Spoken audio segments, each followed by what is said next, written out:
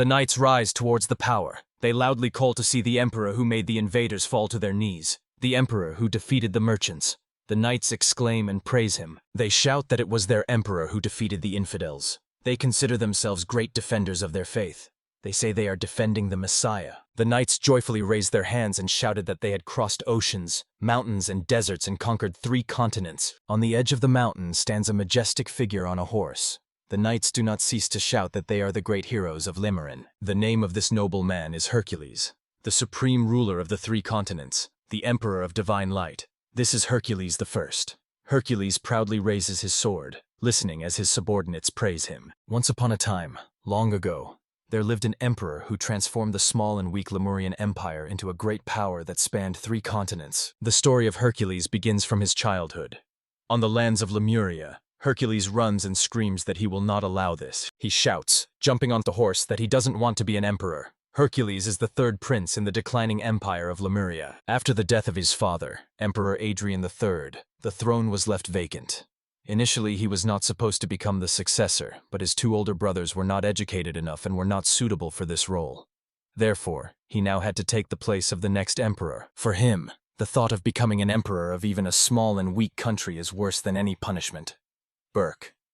Hercules is annoyed that due to his not very intelligent brothers, he is now forced to rule the country. He exclaims that he wants a peaceful and quiet life until the end of his days. Behind, the girl asks Hercules not to be so selfish. Hercules recognizes this voice and realizes that he has already been exposed. It's Caroline, his childhood friend who has always been watching over him. Hercules became enraged. He would have never thought that she would go so far just to catch him. Carolina runs after him and asks why he's running away, and he wonders if she's still chasing him.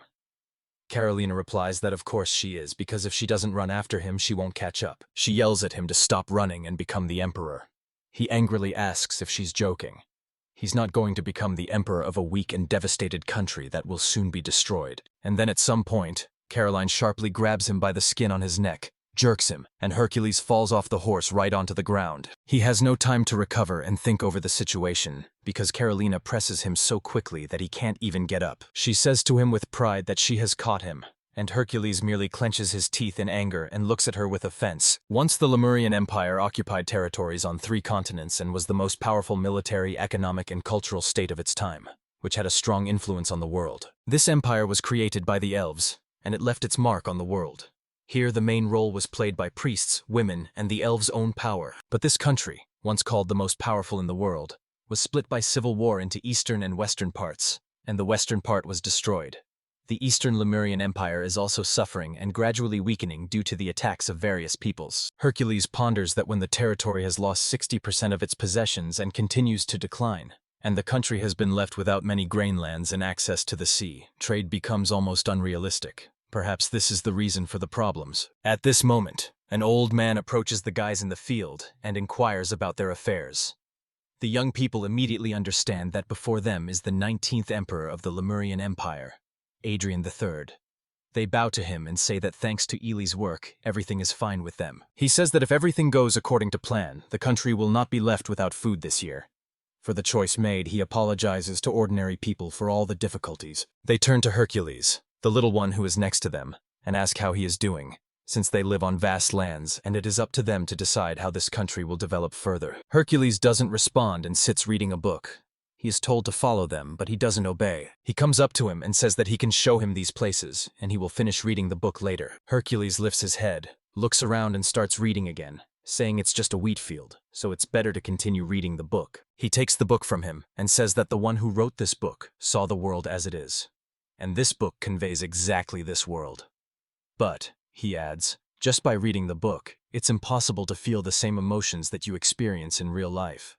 Hercules gets offended by these words. Perseus looks around and sees 2 people working.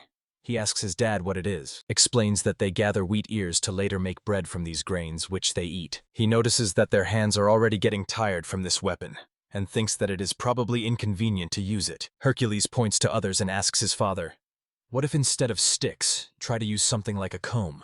It is confused and does not understand what these events are about.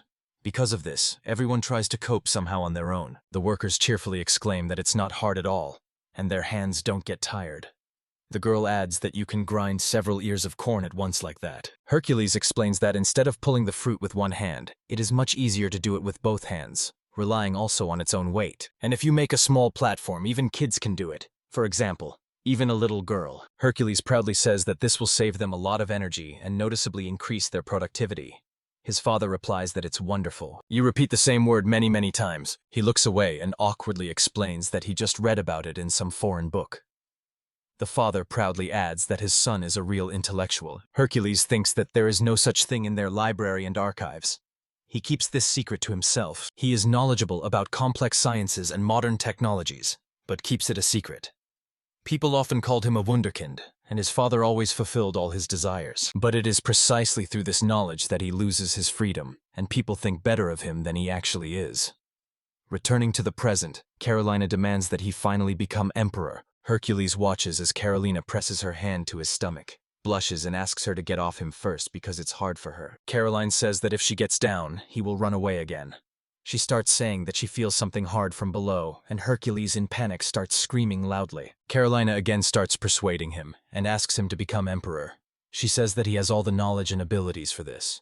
He again refuses and shouts that he will never become emperor. Hercules, all in sweat, says that when he grows up he wants to travel. That's why he's just gathering knowledge now. He's not going to be a servant of this country. He already insists that she get down, and confidently states that the emperor has no right to take away his freedom. She asks, "Does it really mean he doesn't want to be with me?" Hercules ponders and looks at her, trying to understand what she means. Carolina says she loves and wants to protect the country that was ruled by her father, Emperor Hadrian. She has also always dreamed of seeing the new Lemurian Empire created by Hercules. She begins to cry bitterly and says that she wants to see Hercules become emperor. He sharply picks himself up frightened and asks in alarm why she is crying.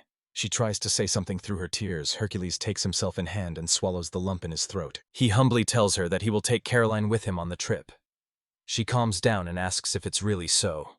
He, stroking her head, replies that it's true. He's ready to fulfill any of her desires. She asks if he will let her read a book about martial arts that her mother forbade her from reading. He allows her to read it. She asks if he will come to have tea, and he quickly agrees. Then she asks if he will become the emperor, and he, without hesitation, replies that he will. An oppressive silence has fallen. Hercules looks at her, and she looks at him expectantly.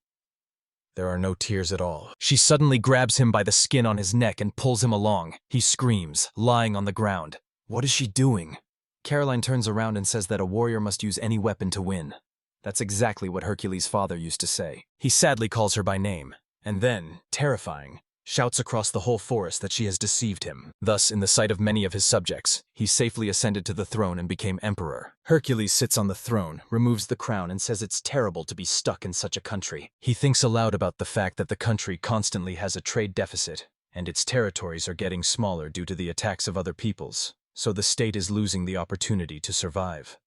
He cannot believe that his father died, ruling such a country. He says in despair that freedom lasted very briefly, and now his imperial life has begun. Suddenly a dark, cloudy hand appears behind him, and behind it, the silhouette of a woman with long hair, hovering in the air. She says that she had already told him that he was destined to become an emperor. She shared with him a lot of knowledge about the other world, so she hopes that everything will work out for him. That's right. He possesses a lot of knowledge from another world, but this knowledge didn't originally belong to him. The person to whom this knowledge truly belongs was born and raised on Earth, in the country of Japan. Apparently, his name was Sarari Ishishichi. In short, all the problems that had arisen before, he solved thanks to his knowledge from another world. In all of this, a strange little demoness is to blame. She is all in blood-stained clothing, with long dark hair and a frightening smile. He asks her if she even knows how much time she's wasted with a headache because of this. In another life, he was very boring and simple-minded, but still, knowledge is always useful. The demoness tells him that she has great hopes for him, calls him the future great hero, and disappears. Hercules starts screaming that he can't take it anymore and really wants to quit his duties. Then another man enters and sighing tells Hercules that he doesn't resemble the person who has just ascended to the throne at all. This is Christopher August, Hercules' uncle. Hercules asks with suspicion whether he is really a relative, because he doesn't resemble his family at all. It was he who suggested the idea to his father, by the way. Hercules tells his uncle that, although he had 2 other brothers, he was the one he held above all. He calls him the one who gets in the way of him. Hercules thoughtfully adds that he doesn't remember doing anything special, but Adrian often mentioned him. The uncle tells that Hercules could already speak at the age of 2, and at 3 he could read and write. At the age of 4, he read all the books in the castle, but even that was not enough for him. Hercules covers his ears and asks him to be quiet. And my uncle also found out that he invented senbakoki, which increased the efficiency of wheat harvesting, and since then their harvests have been growing rapidly. The uncle with a smile says that people and the former emperor were very pleased. In any case, he believes that the ascension to the throne was the right choice. Hercules sighs heavily and says wistfully, "If only they would dare to rise up against him." At this moment a subordinate approaches, visibly agitated, and addresses his imperial majesty. The uncle with a smile jokes that a man has come who will now turn everything upside down. Hercules says that he has arrived at the wrong time. This is Galphus Galanos, Caroline's father. He apologizes to Hercules and says that now they need to discuss all matters related to the management of the empire together. Hercules covers his ears from the noise and jokes that now he understands who Caroline took after. From behind, a young man approaches and asks not to speak that way, because Gelfus always behaves in a similar manner. This is Lucanos Lucalios, the patriarch of New Lemuria. Hercules asks Lucan if he's been here the whole time, and he confesses that he feels awful. Hercules claims that tier-old emperor. Hercules stands up and says that this country is finished. He takes off his crown and hands it over to them, saying that they can continue to play their own political games, and he will go to the library to have fun while everything falls apart. Lucano smiles awkwardly and says that it seems they have no choice but to turn to Lady Caroline again. And a little later, Hercules with a pensive look looks out the window and says that he was born in a harsh world to become the emperor of a country that is declining. He remembers the faces of his citizens who ask him to save their country. He strains, recalling the murmurs of the people. She closes the book and tells them that only they give her real peace and rest. He says aloud that beyond this castle lies a great deal of knowledge, but only it helps him understand his true essence. He smiles and says that books are the best friends that help him escape from the narrow world. He takes another book, with curiosity, into what world it will immerse him today. But suddenly, out of the corner, Caroline unexpectedly appears and calls him a nerd. Hercules is frightened and begins to shout at the top of his lungs across the entire library. He awkwardly asks what happened, and she says with pleasure that he's stuck here again. She screams that she's heard everything and knows he's dodging work again. Hercules offendedly says that Caroline must have told everyone again. Hercule says that there are so many people here that he doesn't need to get involved in politics. He reminds her that no one is forcing him. It's enough for him to just be the emperor. And that's quite enough. Caroline looks down on him and asks if he understands anything about politics at all. He got angry and asked her to repeat what she had just said. Caroline turns away and says sorry, as even Adrian had acknowledged him. She leaves, having regretfully said that she thought Hercules could solve the country's financial problems with one stroke. She says that she seems to have made a mistake. After all, Hercules is only 12 years old. Upon hearing this, Hercules' ear perks up. She constantly reminds him what his father would say if he heard this. Hercules gets up and asks if she really thinks he's a child. She turns to him, and he laughs and says that of course he understands politics. And then he asks her, "How do you think I know what's going on in the world at all?" Hercules with a face says that he will make everything much easier when he figures out exactly what the problem is. Caroline asks why he can't do it right now. Hercules became even more enraged, and he says that if she insists, he promises to improve the financial situation of the empire in 3 years. Carolina looks at him happily, and he sets a condition. If he really solves all the problems, she will fulfill one of his wishes. At first, Caroline hesitates, then agrees, saying she will do whatever he asks. He notes with amusement that she herself suggested it. This is the story of the difficult path of the young Emperor Hercules, who, thanks to his knowledge, became the ruler of 3 continents as the Emperor of Divine Light. New Lemuria has changed a lot. Now it's a city famous for having 2/3 of the world's wealth concentrated here. The empire accumulated huge wealth due to the transportation of goods through its territory. Its prosperity was maintained for many years due to transit trade, which was greatly facilitated by its advantageous location. However, transit trade has 2 drawbacks.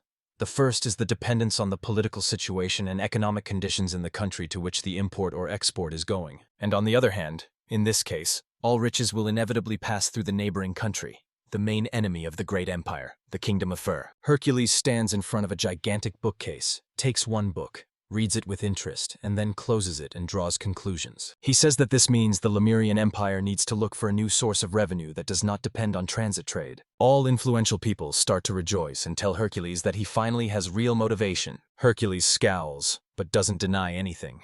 Everyone looks at each other in shock, because no one had even suspected that something like this had happened to him. The uncle says joyfully that he has finally decided everything, and now he is a real emperor. The believer speaks with hope that they have a chance to save the Lemurian Empire.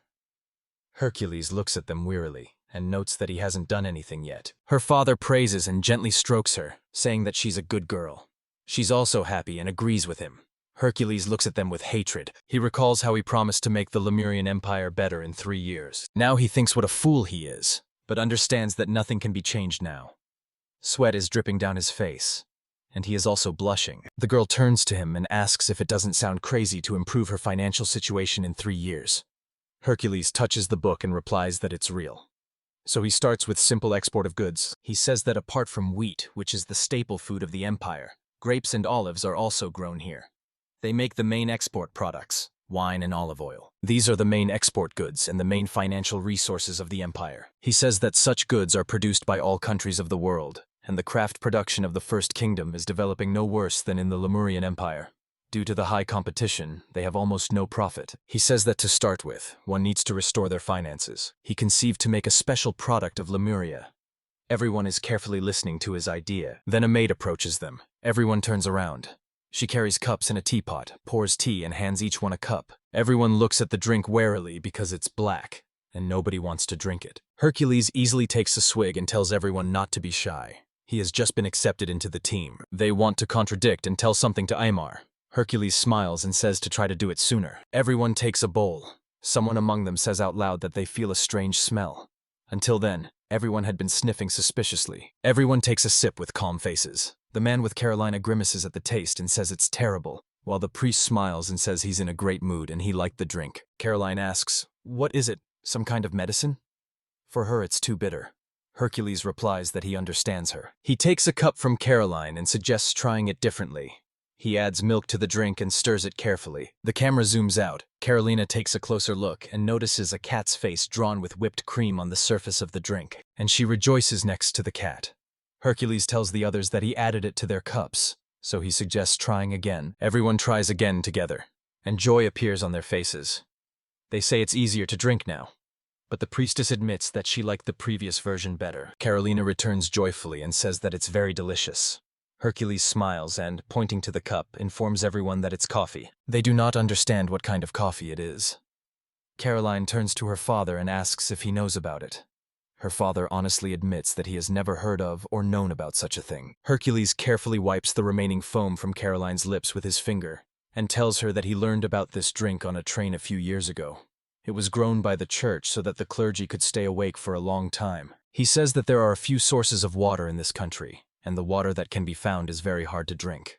Therefore, the main drinks of Lemuria are grape wine and another drink that can be stored for a long time. But if ordinary people do drink, they get drunk quickly. Wealthy aristocrats, on the other hand, can afford tea imported from the East. However, due to importation, this tea is still very expensive. Coffee has no established ways of cultivation, and the main thing is that it can grow in the climate and soils that are in Lemuria. So it's quite obvious that if it were sold as a unique product of the empire, it would immediately attract attention. Everyone is silent. The priest simply says that she understands everything. Hercules' uncle also says that everything is clear.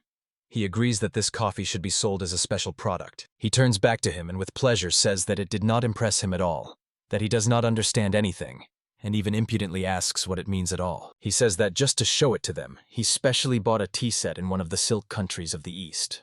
The white porcelain it is made of can actually be produced only in these silk lands, and it is very expensive, as he knows exactly. Hercules raises the cup and calmly says that this porcelain was also made in Lemuria. Everyone looks at Hercules in surprise and at the cups themselves. The priest tells him that it's impossible. Such white porcelain is an invention of the silk country of the East. Even the earliest kingdoms don't have such technology, let alone Maria. Hercules listens to her and calmly savors his coffee. Hercules says it's a porcelain cup made of bone china, manufactured in London around the 18th century. They don't know what London is. Hercules doesn't mind and goes on to explain that the white color of this porcelain comes from animal bones. Hercules always says what he thinks. Earlier, all the porcelain they made was black, so he decided to replace it with white.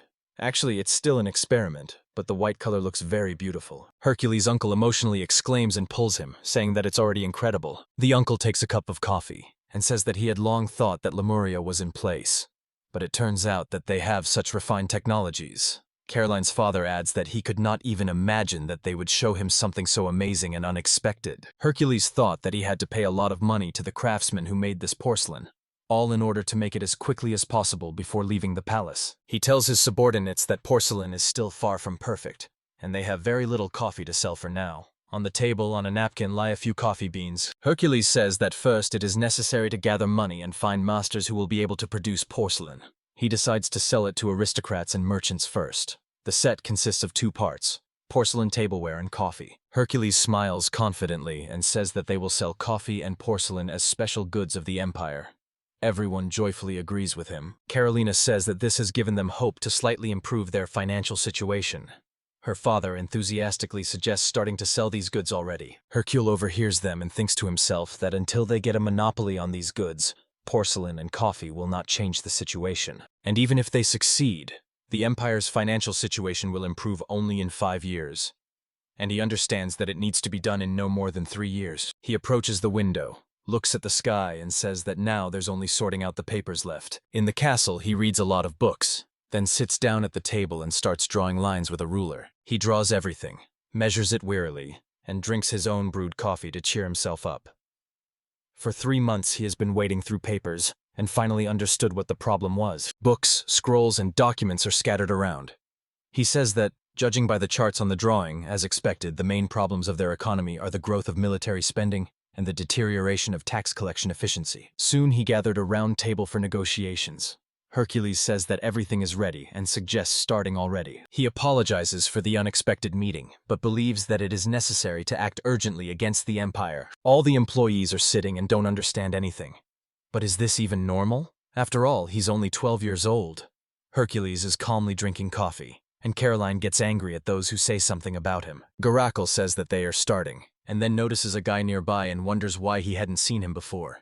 The guy nervously replies that his name is Crowell, and today he will be in charge of all the records. Percoles smiles and asks Kroll to tell about their tax system. Kroll listens attentively and begins to tell. He says that there are 6 main types of taxes in the empire: land tax, head tax, trade tax, import tax, military tax, and tax for exemption from service. Then he adds that they have a monopoly on salt. Hercules thanks him and says that everything is fine with him, wishes him to continue working just as zealously. That cruel one stands and shudders thinking about the fact that he was praised. Hercules begins to summarize everything that was just said about tax systems. Hercules says that the head tax, the trade tax, customs, the tax on the liberation of servants, and the monopoly on salt should be abolished or changed. At first, everyone freezes in amazement on their faces, digesting what they've heard, and then they start shouting about what he said and how to collect taxes now if they are abolished. Hercules asks everyone to calm down and promises to explain everything right now. He first talks about the head tax. Uncle Handsome mentions a list, and Hercules explains that it is a list of people in the empire from whom this tax is collected. Percoles asks Kroll to take a look and says, "What do you think about this?" And the crow looks and says, "There are too many women." Hercules exclaims, "That's another reason. There are also a lot of people with disabilities here." He says that the head tax in the empire is higher for men than for women, and for people with disabilities the tax is even lower. These reports are just simple sheets of paper. For example, a family with 4 men and 2 women can record that they have 2 men and 4 women to reduce the tax amount. Some claim that there are 10 million people living in this country. It's simply impossible to check everyone. Even Hercules himself agrees with that. He says that's exactly why, since horses can't check, people started attributing vision and hearing problems to themselves in order to avoid taxes in various ways, and they get away with it. Hercules turns to all the politicians and asks if they can confidently say that this information is true. The politicians' faces change instantly. They start panicking. Hercules calmly drinks his coffee and says that he doesn't need a tax system that can't properly collect taxes, so it should be abolished. Everyone is silent and looks at each other. The raven looks and wonders. These loud officials are now silent and cannot say anything. Hercules turns to Kroll and apologizes for having asked this before, but asks once again to explain how the trade tax is collected. He says that the tax rate for a merchant depends on his income and the type of goods. Hercules asks Kroll how he finds out the exact amount of his sales, and he replies that it's simply by word of mouth. Hercules gets indignant again. That is, it's also easy to lie here. Poor Kroll can barely hold on. Hercules says that traders can falsify their data. Indeed, taxes from trade bring in a large income to the budget. They are obliged to pay what they have earned as their contribution to the country. Hercules says that's why he's not going to change the tax policy on trade. But due to a lack of workforce, time and people, they can't carry out a sudden inspection, so this issue needs to be revised. Hercules begins to figure it out further. He reads that the import duty only hinders the free trade of goods and brings very little money to the treasury, and then there is a tax on the release of servants. At that time, servants are no longer released. So why is this outdated tax system still preserved? Hercules believes that both systems will be cancelled soon. Kral says that in a moment, 4 tax systems were either cancelled or sent for revision. Hercules looks at the list, and they finally come to the salt monopoly. Everyone immediately becomes tense. Hercules says that this policy, which was introduced during the reign of Emperor Hadrian, helped the empire to obtain a new source of income, and what the empire could not collect in taxes per person, it compensated with super profits from the sale of salt, which was sold 30 times more expensive than usual. Hercules says that people badly need salt, so they buy it no matter how much it costs. But here he found something. Then the priest approaches from behind with a tray, on which a bag lies. All the rich men look at this with horror and panic, realizing what is happening. Crow looks at it and doesn't understand what it is. Hercules calls Caroline over and asks her to try it. She tries it. Hercules asks what the taste is like. She replies that it's regular salt. She thinks this salt is better and cheaper than the one sold by monopolists. Hercules says that this illegal salt is much better than the one the empire trades. Moreover, it is sold throughout the empire at a fairly low price. He says that since salt is freely sold on the streets, it means there is someone who secretly controls everything behind his back. All politicians hide their faces and eyes. Hercules turns to all the guys and asks in a threatening tone if they are laughing at his father's tax system. Everyone immediately becomes tense and starts sweating with fear. Everyone lowers their eyes and looks at the floor. At this moment, Caroline's father resolutely draws his sword. Hercules asks if everyone here buys salt, which is traded only by the empire. Crow panics and does not understand why the officials are reacting this way. He does not believe that they are all actually buying contraband salt. A deep silence falls in the room. Hercules smiles broadly and asks everyone for forgiveness. Everyone abruptly raises their heads and looks at him in surprise and confusion. Hercules says that it's all obvious anyway. This system is unstable and bad in all aspects, because it was invented just to somehow patch up the broken tax system. That's why they're abolishing this system too. Everyone looks at him in horror. Hercules adds that he is also ready to ignore the problem of salt smuggling. Everyone starts listening to him carefully and noticeably gets nervous.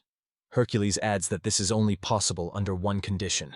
Everyone starts guessing aloud what this condition is. Hercules advises the merchant to create a trade union. Everyone looks at him in surprise, and Kroll ponders. Hercules says that when sellers work by ordinary methods, they often conceal real profits, and it's practically impossible to understand what they are doing. If they had created a union, the number of people checking income would have decreased. Also, they could have controlled each other between unions and merchants, and also between different unions. This would have helped the state gain some control over the economy through unions. Some people say that if a union is created, it may lead to price increases. If the union sets a price for a certain product, doesn't he think that others will also start raising prices to earn more? Some people here think that trade is a bad thing, that money is not made just by buying and selling, but only by constantly inventing something. And Hercules is outraged that one can make a living in such a way. Hercules says that if there are few buyers, sellers need to unite and think together about how to better sell goods.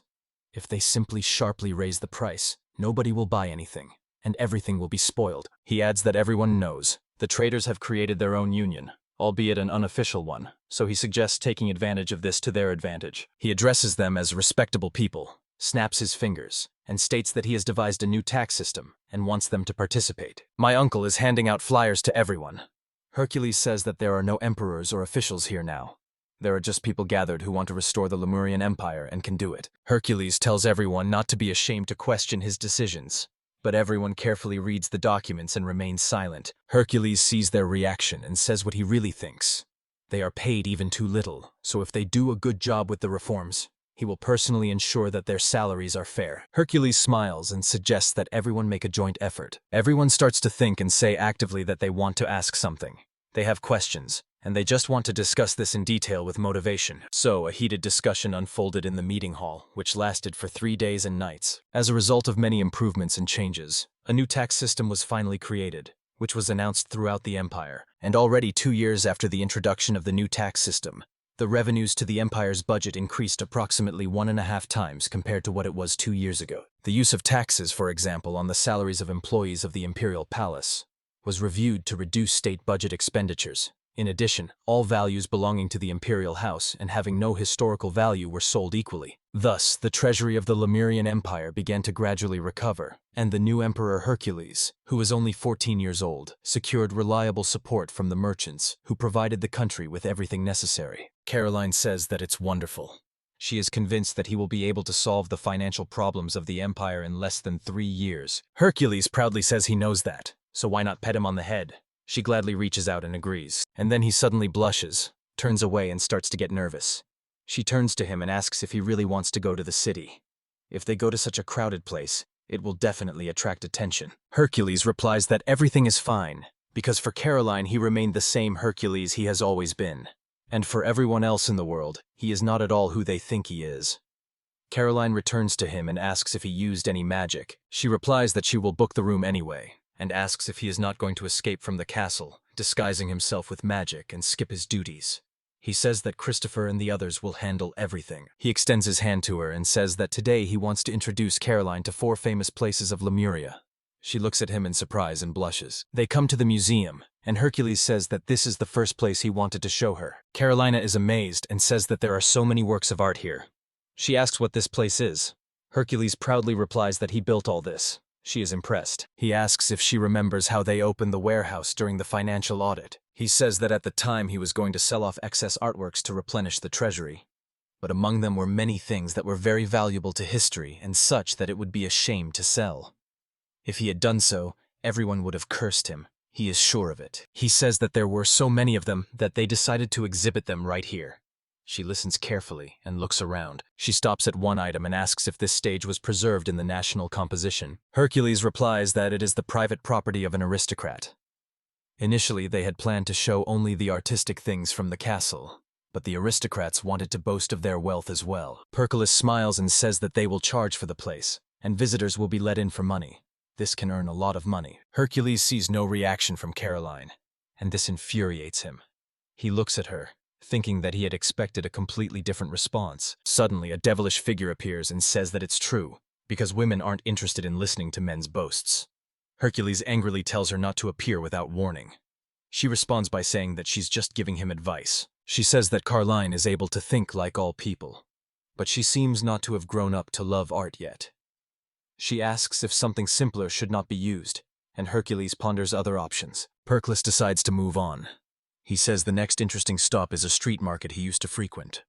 Someone is selling bread, someone is washing something, someone is sorting grain. Caroline approaches and says with amazement that it's very lively here.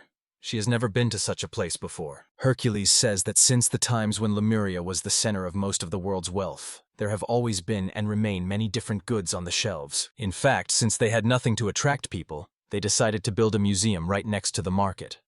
But on the other hand, thanks to this, people are more likely to enter the market and buy various goods. He tells her that there are masters here who can make a souvenir with her name and date, even if it's not real money. Carolina is genuinely surprised and delighted. She approaches and says that this place has become so lively thanks to Hercules, with which he agrees. He takes something, stretches it out to her and asks, "What about this?" These are the same beads that Caroline is looking at. Hercules says out loud that Caroline's eyes are like rubies, and then adds that they are even more beautiful than rubies. She blushes and replies that he is just flattering her. The boy says, if she likes something, let her say. He will buy it for her. She refuses and says that it's too much. Then she says in a cowardly manner that she doesn't need it. Since she was born into the Gallianos family, her military father taught her only the martial arts so that she could protect Hercules. She smiles and says that it seems to her that none of these decorations would suit her, even if he gave her one of them. Hercules then asks if this means she doesn't want a reward from the emperor. An awkward silence ensues. She panics and says that's not what she meant at all. Hercules laughs and asks why she just doesn't admit it. He just wants to give it to her. He says that Carolina is very beautiful. Any clothes would suit her. She blushes even more. She turns away and asks him not to joke with her anymore. He smiles and inwardly rejoices, because that's exactly what he wanted. Caroline turns around and looks at the table with decorations. Her attention is drawn to a necklace with a large dark stone. Hercules notices her reaction and asks if something is wrong with her. She walks away and says that it's not that. She just doesn't like it here. Hercules thinks that it probably doesn't make sense to show an unfinished aqueduct now. It's a bridge with a channel through which water was supposed to be supplied across a ravine or river. He ponders and realizes what needs to be done. They watch as horses compete in the races. Caroline's face glows with childish joy. She enjoys chariot racing. She really wanted to get here. Hercules says he just thought Caroline might enjoy such racing.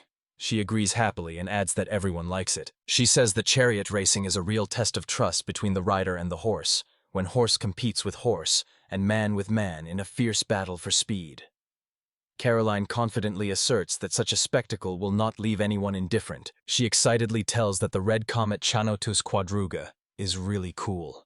He is one of the most popular jockeys who has won many races since his debut, Gurkha. Hercules briefly responds that he got it. In the end, all the racing heroes say goodbye to the audience. Carolina sighs and says that today's races are over. Suddenly all the musicians began to play their trumpets, creating a loud sound. She turns her head and sees her father holding a handkerchief high, then solemnly lowering it. Suddenly, people on horses burst into the arena at a frantic pace. Carolina watches all this in complete shock. She doesn't understand what's going on. They decided to hold 2 races. From the very beginning, she thought there would be only 1 gate. Hercules tells that when the stadium was being rebuilt, they made more gates. Carolina listens to him with admiration. He says that this stadium has had financial problems for a long time, and that's why it has hardly been repaired. That's why they decided to rebuild it according to a new project. Hercules calmly says that in the end, it's cheaper to just rebuild everything than to repair it. She interrupts him and screams that he's standing right in front of it. It's the red comet, Chantu. Hercules stands silently, and she screams that she simply can't believe her eyes, that she's really seeing him. And he mentally regrets that he knows so little about his own actions. He looks at happy Caroline, smiles, and thinks that actually this is not so bad either. They exit the stadium. Carolina joyfully jumps up and says it was incredible. She can't believe he dared to do it right at the last minute. The red comet fully justified its nickname for her. Hercules with sorrow tells her that she has completely forgotten about him. During the races, she leans in front of him and asks for forgiveness, says that she is very sorry. Hercules walks by her and says it's already late, but does she want to walk to the last place? She agrees and asks where exactly to go. Hercules smiles at her and says they will go to the sea. Anxiety appears on Caroline's face. Hercules doesn't understand anything because he doesn't see the usual place for walks and dates. She replies that she has never heard of such a thing. She says that the sea is a place where all the sewage of Lemuria flows. It's the worst place to be, because there's stench, dirt, and real disgust everywhere. Hercules understands why people in that world choose such places for dates. He smiles and tells her that everything is okay, but she still refuses. He pushes her and tells her everything is fine. She doesn't give up and resists. As they approach the sea, he informs her about it, and she slowly opens her eyes. She looks down at the endless sea space that sparkles under the sun's rays. It's all captivating her. She looks around and is amazed, because there is no garbage here at all, and the water is so clean and does not have an unpleasant smell. The harbor used to be full of fish waste, but now everything is so tidy. Hercules says that the new laws are responsible for this. He says that before that all the drains and garbage from New Lemuria were dumped into the sea, so the harbor was very dirty, and sometimes this caused epidemics. He says that's exactly why he built it, to solve the problem.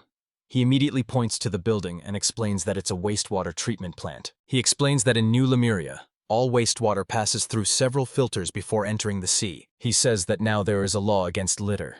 He plans to create a new position, a person who will be responsible for cleaning and removing trash. And in order not to pollute the territory near the capital, he decided to take all the trash further away from the center. Carolina says she doesn't believe he spent so much effort and even came up with a law to take away all the trash. Is it really that necessary? Hercules approaches her and replies that it's really important to him. He pulls her towards himself and kisses her on the forehead. He smiles and says that if he were to go on a date with a girl he likes, it would be nice if the streets were clean.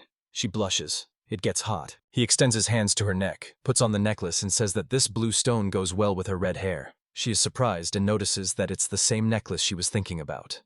He replies that he noticed she liked it when he was watching her. He tells Caroline that it suits her.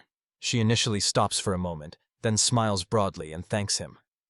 They stand next to each other for a long time, hardly moving, as if Hercules is waiting for something. After a pause, he openly says that he also wants her to do it. She looks at him in panic and he explains that he wants her to kiss him on the cheek as a sign of gratitude. He says that he has worked very hard until today. Thanks to his approach, this place has become so nice. He reminds her that she herself had promised to do everything he asks. Hercules notices how she reacts. He pondered. He didn't want to ask too many questions, but hadn't Caroline wanted to kiss him too early? She presses herself against him, kisses him on the cheek, and says that he did a wonderful job. Hercules also starts to blush. She distances herself from him, and he thanks her. A devil appears and notes how hot it has become here. Hercules orders her to be quiet. Caroline doesn't understand why he's reacting this way. At this moment, someone in the castle suspiciously says that he hasn't been seen here today. Another one replies that he has a meeting with Lady Caroline. The uncle and the priest are surprised. The priest in a serious voice says it's okay to be interested in the girl. Christopher responds that he doesn't like it when she talks like that. The uncle says that Dee initially didn't show initiative at work and was idle, but lately he worked diligently. Therefore, he thinks it's okay. He just wanted to take a little break from everything. He speaks in an excited and tense voice, reviewing all the documents, that the war may soon begin. They start panicking and say that something strange is happening on the Persona Peninsula. There is no solid evidence now, but we can't just leave everything as it is. We need to do something so that the situation doesn't get worse. Everything needs to be discussed. The uncle says that first they will go to his place. Christopher grumbles that he's just in the way and calls him a smart aleck. They enter at the same time and ask if they can take up a bit of his time. Before them opens such a picture. Hercules is lying on Caroline's lap and reading books, and she asks if it wouldn't be more comfortable to read sitting. Carolina was frightened when she saw her father, and both of them screamed in fright. Hercules did not react to this in any way. After the conversation, Hercules, still sitting on Caroline's lap, asks if they really want to increase their army. One advises to first take care of the fleet, and another thinks that they should first think about the ground forces. They glare at each other viciously. Hercules challenges Caroline, saying that these old people scare him, and she responds that she is by his side and supports him. Hercules stands up and says that last year they spent most of the additional income on state-owned enterprises: irrigation of fields, restoration of military routes, construction of aqueducts, care for public health. All this is important. If the foundation of the state is not strengthened, it will be impossible to build up the army. He says that the mood among people should be at a high level, although he himself wanted to increase the military budget at the beginning of the year. People must be ready to defend their wonderful and cozy country. Hercules says that everything was planned by him, but the army of this country is too weak and very disorganized to carry out any reforms. Those two look at him with fright. Hercules says that despite the differences between the nations that have made a peace treaty, they can simply ignore this and gradually start collecting money on their own. He understands that the army needs to be strengthened, but their army is currently very weak. His uncle says that despite all the words, they notice strange movements on the outskirts. Hercules asks if it's really about the Peronian Peninsula. He has already understood everything. He says that suspicious and unregistered deals involving wheat and iron have already been confirmed. Moreover, buyers and intermediaries complain that they are increasingly being visited by mercenaries. And when Hercules found the causes of all these changes, he realized that everything is connected with the Peronia Peninsula. He says that those boys from Personia are probably confident. As long as some child sits on the throne, they will easily win. They do not understand personal quarrels at all, and consider it a futile matter. Hercules leans back on the couch and says that it's clear. Sooner or later they will be attacked. In fact, expanding such a weak army is just a waste of money. He sighs and says it's very difficult. Caroline listens to him, then turns to him. She promises that if the army of the Lemurian Empire becomes stronger, he will be rewarded. Then Hercules immediately rises, tells Holphus and Christopher to act, and immediately organizes a strategic meeting. Christopher thinks it's very simple. Galphus listens to him and thinks it's quite typical of his daughter. Hercules informs everyone that after the financial reform they have money left. The Empire of Lemuria's army currently consists of approximately 20,000 heavy cavalry and longbow archers, as well as around 100 warships. It's time to think about declaring war to return the lands lost under the previous government. Perculus asks Galphesi how accurately they need reinforcement, and the latter thoughtfully replies that he would like to say that they still have enough cavalry, but he is also not feeling calm about it. He replies that there are at least 10,000 infantrymen, but if he could ask for more, he would want 20,000. Hercules says not to ask for more because they cannot afford it. Galphus sits gloomily and thinks that nothing can be saved.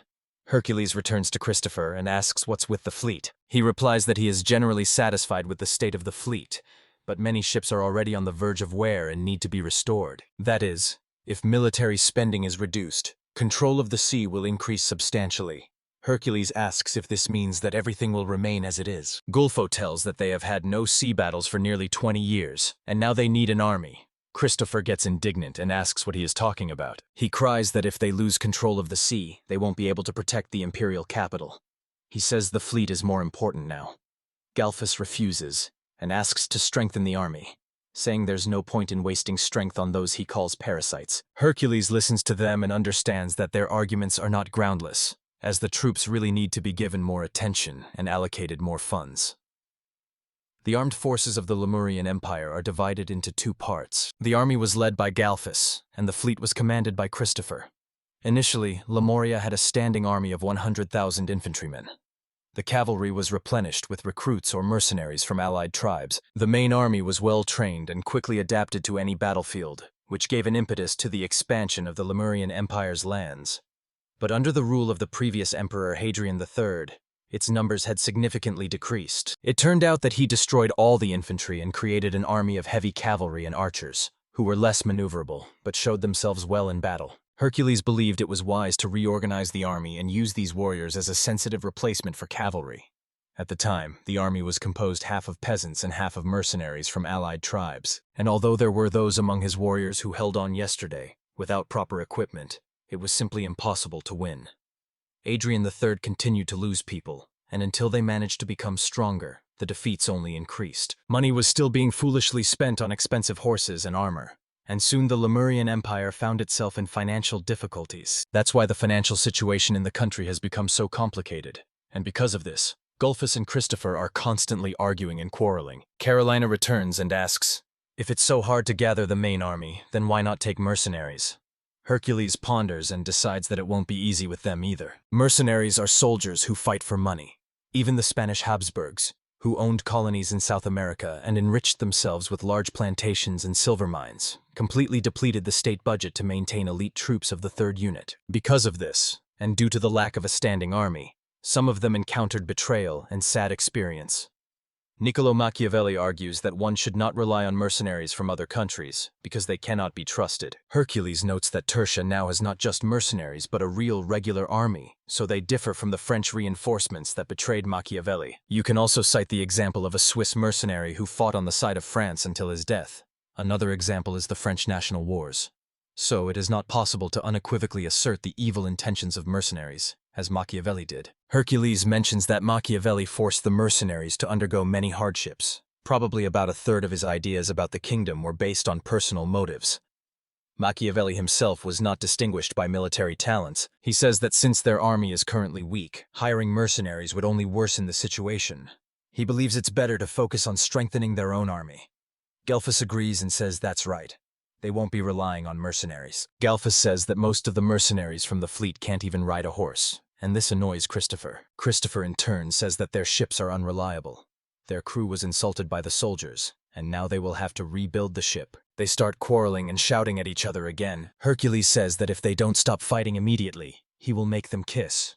It's an order from the emperor himself. Everyone suddenly falls silent and sits down, and Hercules says that this is great, and praises them, calling them good guys. Hercules says that they need the fleet. They are not refusing it.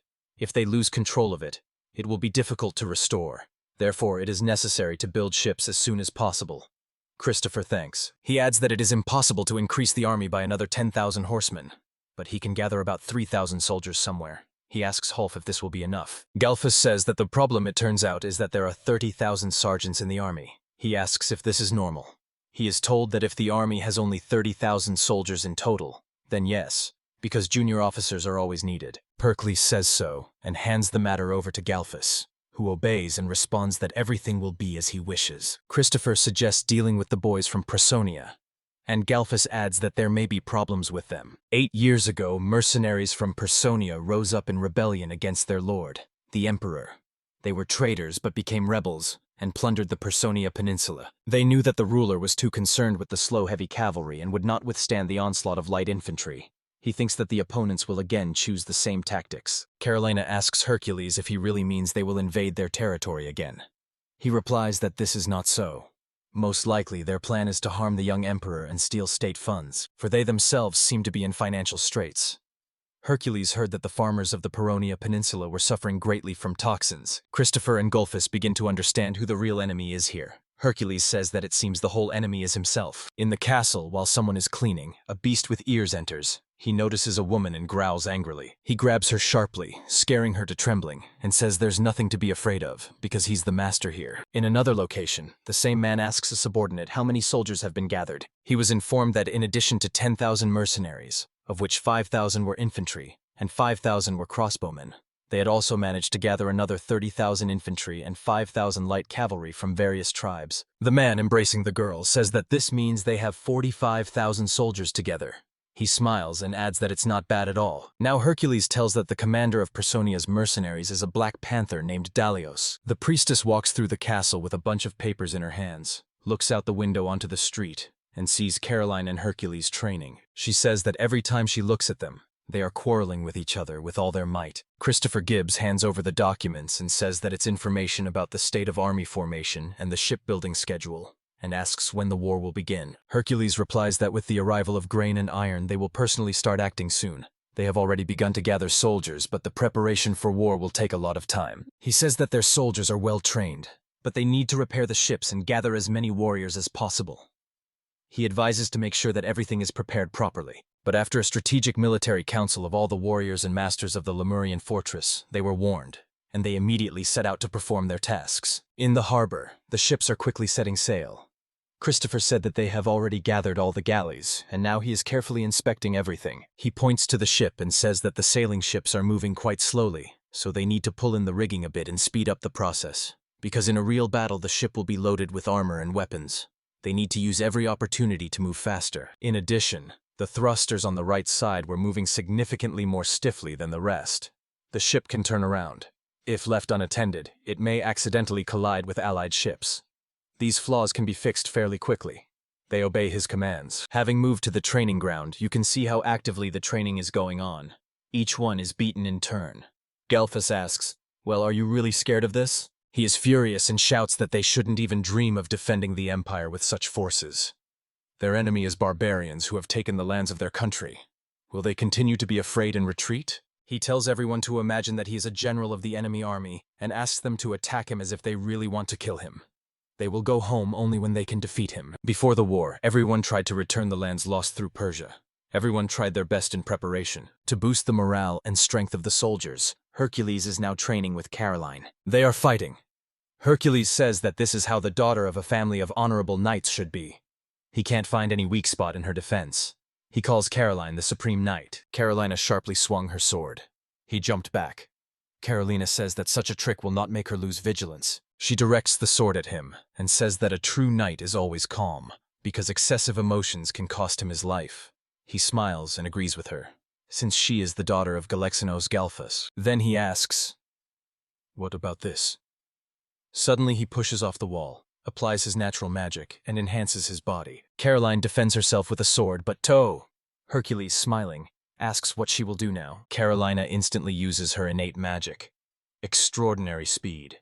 In one moment she finds herself right in front of Gurkus, who gets scared. She quickly grabs his clothes and sharply pulls down. Hercules opens his eyes and groans in pain. Caroline tells him not to rejoice too early just because he broke her sword. He awkwardly smiles and repeats several times that he's gotten tangled up. He suggests calling it a day and says he's not on her level. She screams that it's not true and that he was wonderful too. She thinks that he definitely has a talent for fencing. He replies that he can do no more than an ordinary person and believes that he is not capable of becoming better. Caroline says that if Kelly uses the connection to the spirit they have a contract with, even she won't be able to stand up to him. Elves have 3 special abilities: sorcery, magic, and spiritual art. Charms are a special gift that helps to deeply understand the world and change its structure. They are highly valued in medicine, manufacturing, and during city sieges. It was precisely thanks to magic that they were able to build the treatment facilities so quickly. Magic may seem similar to sorcery, but they are entirely different things. Unlike sorcery, which is not suitable for combat due to limitations, for example, having to make calculations or cast a spell, magic is often used directly during battle, and it does not have such complex limitations. But no matter how hard a person tries to learn and train, magic is not for everyone. Magic can be divided into 3 main types. Innate magic is the one a person is born with. For example, Caroline has extraordinary speed. Her magic accelerates the movements of the body several times, the magic of the clan that he can obtain only thanks to his blood. The Gallianos family and their strange sword for the Emperor are also here. Everything they take in their hands turns into an extraordinary weapon. Even an ordinary fork can pierce anything. Hereditary magic is magic that is passed down from one person to another. A good example is the Emperor's magic, which has been passed down for many generations in the dynasty of Lemurian emperors, and is the main sign of the heir to the throne. Thanks to this, Hercules can gain a psychological advantage over other elves, which is very important when discussing financial reforms with the nobility. And finally, spiritual art.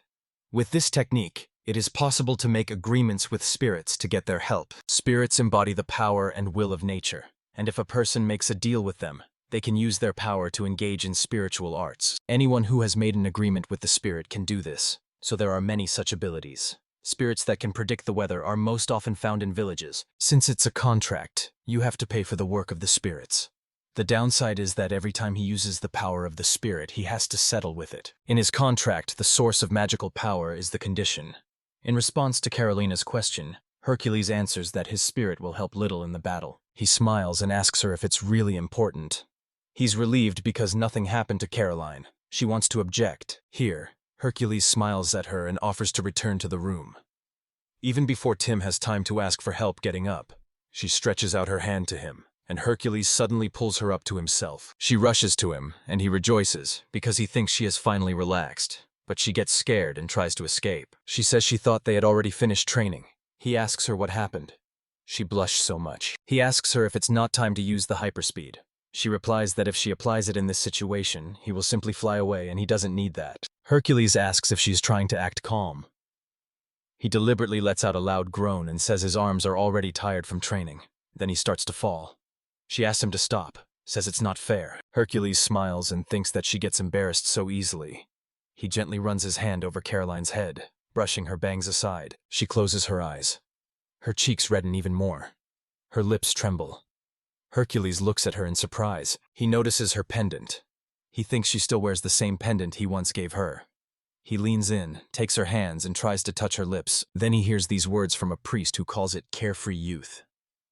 Hercules asks her irritably what she wants, and she smiles, laughs, and jokingly asks for their forgiveness. She reports that Titus is calling him. Titus is the brother of Hercules. He sits in his workshop and complains that everything is too complicated and problematic. He sets up the sculpture and gets annoyed that he has already been waiting for his younger brother for 10 whole minutes. He asks if Ten shouldn't at least slightly respect his older brother. Tit turns to Hercules and says he understands that he cannot focus on his work while waiting. He adds that while he is creating masterpieces, people like Hercules, who do not live for art, only busy themselves with courting girls. He indignantly shouts that Hercules is very mistaken if he thinks he's the same as everyone else. Hercules covers his ears with his hands and tells Titus that he is to blame for everything. Hercules tells him that he has already prepared a good spot for the next show. Titus's ears perk up immediately. Titus immediately calms down, says that the man in front of him is very influential and wonderful, and calls him his dear younger brother. Hercules wonders about himself. How is it possible that there are such simpletons in the world? Titus asks Hercules to sit down while he makes coffee. Hercules obeys and approaches the chair. Titus stops him and asks him not to sit in this particular chair, because it's special, but Hercules doesn't understand why. He says it's called the cursed chair. This chair was once very much loved by a man who was executed for serial murders, and if you sit on it, the restless spirit of this man can kill the one who sat down. At least, that's what Titus was told. Titus proudly says that this chair has scared over 50 people to death. It's that scary. Hercules asks him about hanging it on the ceiling instead of the assembly, and he gladly agrees and suggests putting it on public display. Titus was the second son in the family of the Adriani. In their views on art, they and his brother understood each other well, so they often communicated, even though Titus was only an amateur. Although the younger brother became king, their relationship remained just as close. He turns to Titus and asks how His Highness Adrian is feeling. He replies that Adrian still doesn't go out into the world, seemingly unable to come to terms with not being king. Hercules asks if he can simply give him the crown.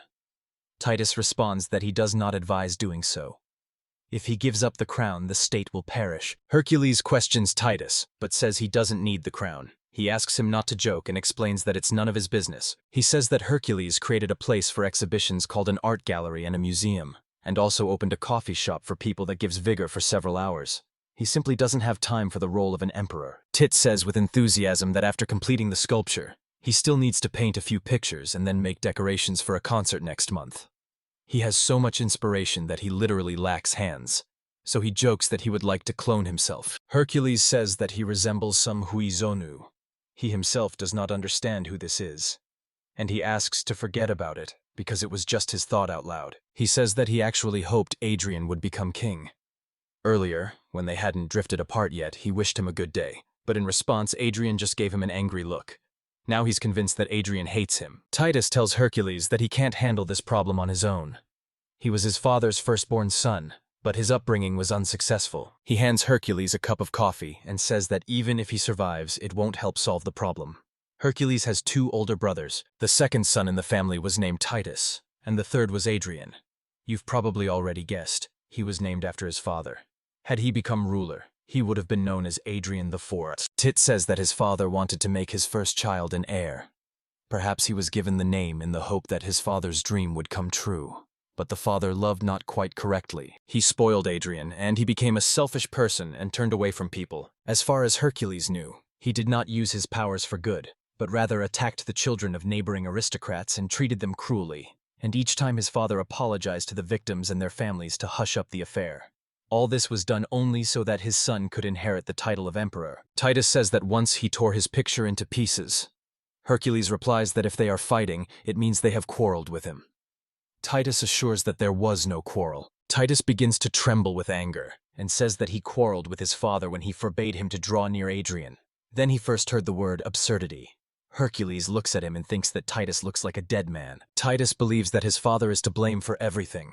He thought that with time it would pass, but it didn't. 14 years ago, he attacked 4 noble children, and because of this, the entire empire was in disarray. Adrian was calm because he thought his dad would come up with something, but in the end, his dad gave up. Titus asks Hercules if he knew that his father was a man with very strong determination, and he is curious if this is really true. He says that after that incident, he approached him for the first time, looked at his doodles, and said that tits seemed to be good for nothing either, after which he never came back.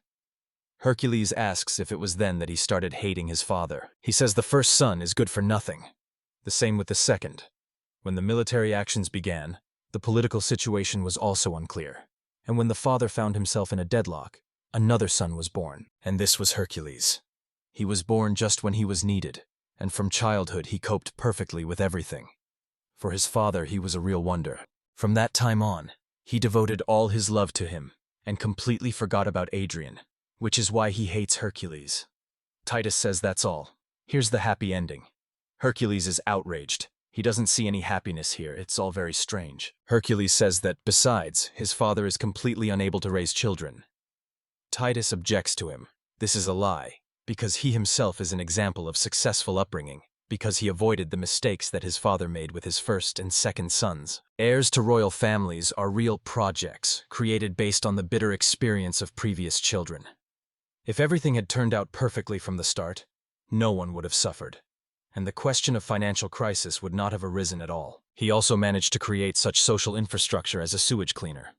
He sips his coffee, thanks Titus, and looks away. Titus asks Hercules when they will get rid of Adrian, because it is unknown when his older brother, who craves power, will cut off his head.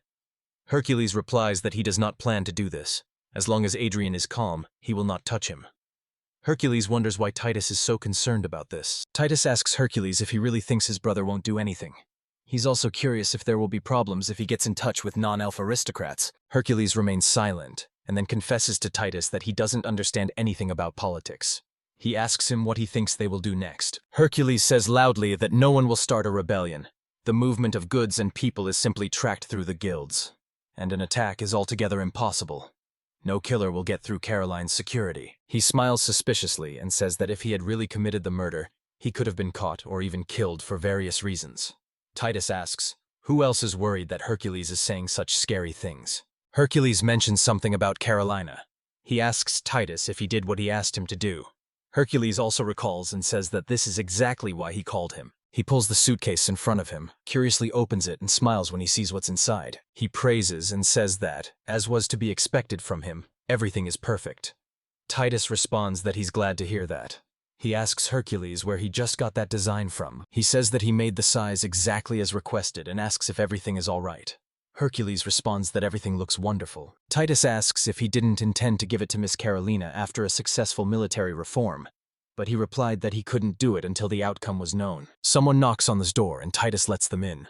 It's Christopher and Halphus, who apologize for disturbing the brothers. Galphus reports that they were allowed to prepare another 30,000 infantrymen and junior officers. Christopher adds that the fleet has also been restored, and they have already recruited the maximum possible number of ships for service. Titus wants to understand what's going on, but Hercules stands up and declares that they will reclaim the Paronia Peninsula, and from this moment on, war will begin. The territory of Personia is located on the lands of the former Lemurian Empire. The country's main income was obtained by selling grapes, olives, and marble abroad. But it was clear that these revenues were not enough to continue paying about 10,000 mercenaries. 8 years ago, when His Highness Hercules was still a 4-year-old child, a mercenary burst in on them. This happened because Hercules' predecessor, His Highness Adrian III, had stopped paying the money promised to the mercenaries under the contract. To suppress the rebellion, he headed the army and started the war. But his troops were defeated by the army commanded by Dalios. In the end, peace was successfully established, but the Paronia Peninsula had to be sacrificed. Since that time, the Paronia Peninsula has effectively become a separate state, ruled by mercenaries. Now in the Bay of Personia, everyone is quietly resting, talking, and enjoying drinks. Someone says with pleasure, "What a wonderful night," but he chokes on the drink, because loud knocks are heard from the street. This became a signal that someone had broken in. In a panic, everyone urges each other to quickly disperse to their places. It's necessary to get ready immediately. They go out and look out to the open sea, and are horrified by what they see. A multitude of ships are rapidly approaching them, covering the entire sea in width. Now in Personia, there is a real tyranny. The poor inhabitants lie just on the streets, barely conscious, and beg the soldiers to spare them. But Dalio's soldier roughly and mercilessly pushes them aside. At this time, in Adelio's castle, a wonderfully prepared dish stands before him. There is meat, buns, and snacks on the table. Dalios reads the appeal and understands that he is being asked to reduce taxes. He says that there are a lot of poor people in this country. He says that even when he freed Lemuria from control, they still squandered all the money there.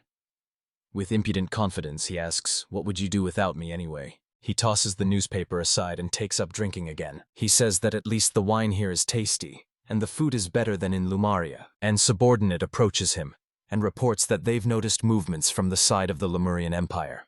It seems they are preparing for an invasion. He smiles and says that he already knows about it. When he was asked if he really wanted to start an attack on Lemuria, he replied that they had nothing to fear. He says their enemy is a 15-year-old boy who has not yet known war.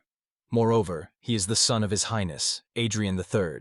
He is confident that the boy is like his father, and will also pray to the gods, or do something similar to win. He says that an apple doesn't fall far from the apple tree. He asks how they got the idea to make this first war special for him in the first place. Suddenly, a soldier comes in and shouts to the commander that there is bad news.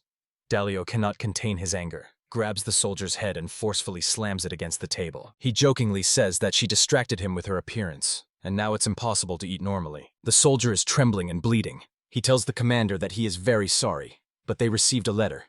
It says that the Empire's army has already entered their territory. Everyone looks at each other in horror, and Dalio initially freezes, not moving. Then he goes into the others and asks what's going on here. The soldiers tell the commander that they have decided to attack suddenly. He responds roughly that he has already understood this, and asks where the attack began. He is told that it all started with the Bay, so Personia Bay was the first to come under the advance of the Lemurian Empire army. Dalio starts trembling with anger. He sighs and says that now everything is clear to him. He calls Hercules a rat. He realizes what he knew. There were no ships in Personia, and all the preparation for a land attack turned out to be a mistake. If they had at least one ship, they could have delayed the enemy until they landed their troops. He is told that the soldier needs to be summoned right now. In response, he again rudely replies that he knows this himself. He says that if they are now in the Gulf of Paronia, they can move to only 2 places, either to the fortress where he is, or to the capital. He is now in the fortress, but they still have to cover a considerable distance, and long marches and heavy armor only drain the soldier's strength. And since he thinks more about strategy than Adrian III himself, he is unlikely to make many mistakes during a sudden attack. And to stay in the plus, according to Dalio's forecasts, he will head exactly to the limit. He smiles and says that these people are still acting very naively. Thousands of hired infantry have grown up here in such conditions since childhood, and in total, 2,000 archers have gathered here. Besides, they are protected by a high wall, and he is confident that this wall will not be destroyed so easily. He says that we should attack them right in front of the wall, and when they stop, everything will end quickly. Then there will be almost no losses. A frightened soldier calls the commander. The soldier says that the wall of the capital has fallen. The enemies have broken through. He looks at his subordinate in shock. With a start, he asks what he just said. Due to the ideal military training, the Lemurian army should not have been so strong here. He replies that all this happened at the same time as the uprising in the capital. He wonders if the uprising really took place then. How is this even possible? Deloyos ponders what could have gone wrong, and comes to the conclusion that there are indeed traitors among them. People in the street are panicking. They have started a riot and are attacking the soldiers. People are shouting at them to leave the country. They don't want to give all their money to taxes, while others eat delicious food at their expense. They cry out to stop this miserable resistance. They cannot allow the Imperial Army to continue successfully defeating them. They need to be calmed down. Someone is shouting at another to shut up. They say it's better to give these lands to Lemuria than to live like this, so the soldiers should already be leaving from here. And the soldiers in response shout at people to calm down immediately. Suddenly, someone strikes down the commander of the detachment, thrusting a sword into him. It turns out that it was done by his own soldier. Behind him are other soldiers who thrust their swords into the commander. As soon as he dies, this soldier immediately orders the opening of all the castle gates, so that the Imperial army can enter inside. Hercules watches all this from afar and laughs. He is convinced that this panther said something like, "An apple from an apple tree doesn't fall far," he says with a sneer. Well, how's the feeling when the arrow hits the target straight on? Christopher and Galfa with Galleonis exchange glances and ponder. Apparently, he's very proud of himself. Carolina Galleonis tells His Highness Hercules that the invasion went quite easily. How did he manage it? Hercules proudly replies that it was all very simple. He shows the money gesture and says that everything is decided by this. Carolina Galleonis looks on and doesn't understand whether money really decided everything. He says that Dalios hired mercenaries who have been living in harsh conditions since childhood. These guys are very devoted to him, so if he tries to defeat them, they will definitely take revenge. But there were not enough loyal mercenaries to protect the cities, so Dalius hired more mercenaries from other countries. They first lured them to their side by offering them twice as much money. He had known about these intentions 3 months ago. Galfus Gallion looked at him and called him a bribe taker. Who else will talk about loyalty? Hercules adds that he already said, it's not worth trusting mercenaries. When Hercules bribed several mercenaries and sent them to the city, they helped him to stage a revolt among the local population. Carolina Gelionis asks how they managed to do this, relying only on locals. Christopher replies that people were dissatisfied with Dalios's tyranny from the very beginning, and their discontent grew with each passing day. Galfus Galleonis says that a rebellion could be raised with the help of loyal mercenaries. They will have to be persuaded for a long time to switch to our side. But now they have already opened the gates. Hercules says that as many as 4 months ago it was clear this attack would be successful. He approaches his comrades and says that, in his opinion, they are already ready. So he proposes to meet with Dalios on the most suitable battlefield. Galfus Galleonis looks at Hercules expectantly. Hercules asks if he really had something to say. The latter responds in panic that no, not at all, it's not what he was thinking of. He lowers his head and after a pause says that Hercules is taking command of the war for the first time. Until now, all his orders have been flawless. But this victory is like a miracle. He believes it's better to hold on to the advantageous position they still manage to maintain. Hercules laughs and asks if the general of the Imperial Army really wants to resort to help right in front of his own daughter. Isn't he acting like a weakling now? Hercules, confusing Galfa Galleonis, confidently says that they have every chance of winning. He says that the Peronia Peninsula remained a territory of the Empire until the last 8 years. According to the information he received from merchants, it can be said that its geography has hardly changed. Galfus Gallion asks if these merchants were also bribed by Dalios. Hercules says that he does everything very carefully. Suddenly he hands over a roll of paper and says it's a map of the Peronia Peninsula. He found it when he dozed off in the castle library. When he compared it to what the merchants told, almost everything coincided. He points to the map and says that the day after tomorrow, Dalios will attack this city to retake it. He suggests starting the attack with archers, using this hill as the main position. On the other side of the hill, there is a river, so only the front and rear will need to be guarded. He advises Galfus Galenonis to give the soldiers time to dig trenches and prepare a defense, which will help to compensate for the lack of troops. Hercules turns to Galfus Gallion and asks him to calm down, assuring him that he is not like his father. Galphus Gallion is surprised by these words. Hercules tells that when he was just 4 years old, his father first took him onto the battlefield, and even then he was already in heavy armor. He says that after many lost fights, he learned different ways to escape, and heard how he quarreled with his father. Hercules says that Dalios is mismanaging the country, although he has already defeated the empire twice in a row. He himself cannot do this. Hercules tells Galphi from Helion that he will listen to his opinion, and together they will choose a strategy after discussion.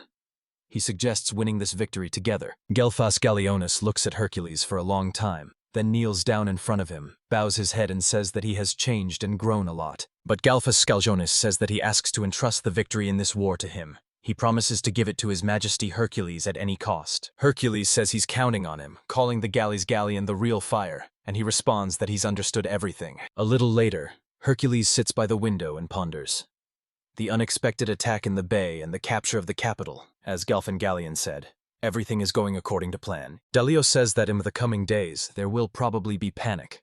The infantry needs 2 days to reach the city in the north. During this time, they must complete all preparations. Christopher is also busy defending the bay. The war will start in 2 days. Their army has doubled and now has everything they need. Then a she-devil approaches him and asks if he can help her, since he is not sleeping.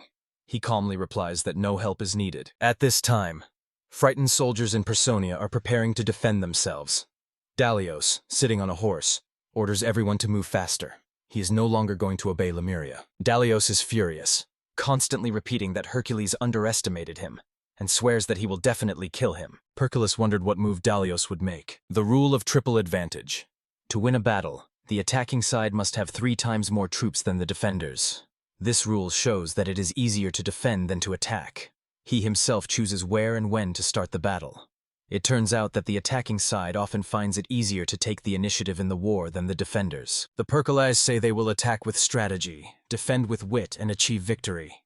This is what their battle will look like. Carolina Gallionis asks him if this does not mean that the enemies will seize the initiative. He replies that actually, both defenders and attackers can take the initiative on the battlefield. He says that it's hard to say anything for sure about them. They don't defend themselves, but they don't attack either, although he would calmly allow them to go on the attack. It seems that because of the way Dalios governs, the people in the city have started to hate him. His weakness is that he keeps everyone in fear and tries to control everyone by force.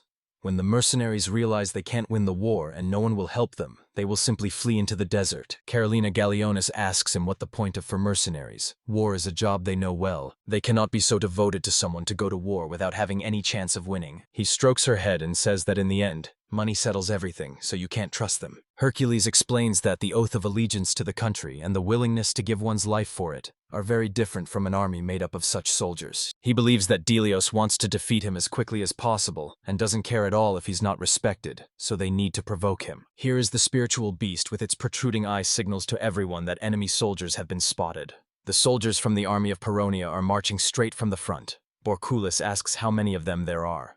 The soldier replies that according to the beast's estimates, there are approximately 40,000 of them. The soldiers start saying that they have finally appeared, calling them damned traitors. Galphus Gallionis points with his hand at something ahead. Hercules also notices the panther's flag, and in the distance he sees Dallio himself, racing towards them at full speed. For Hercules, it is reported that there are about 28,000 mercenaries from other countries on the front line. On the flanks are about 5,000 light cavalrymen of various nationalities, and from the rear, they are covered by 4,000 well-trained infantrymen and a detachment of crossbowmen with 3,000 shooters. Hercules is convinced that the information is the same as what the mercenaries previously gave him for a bribe.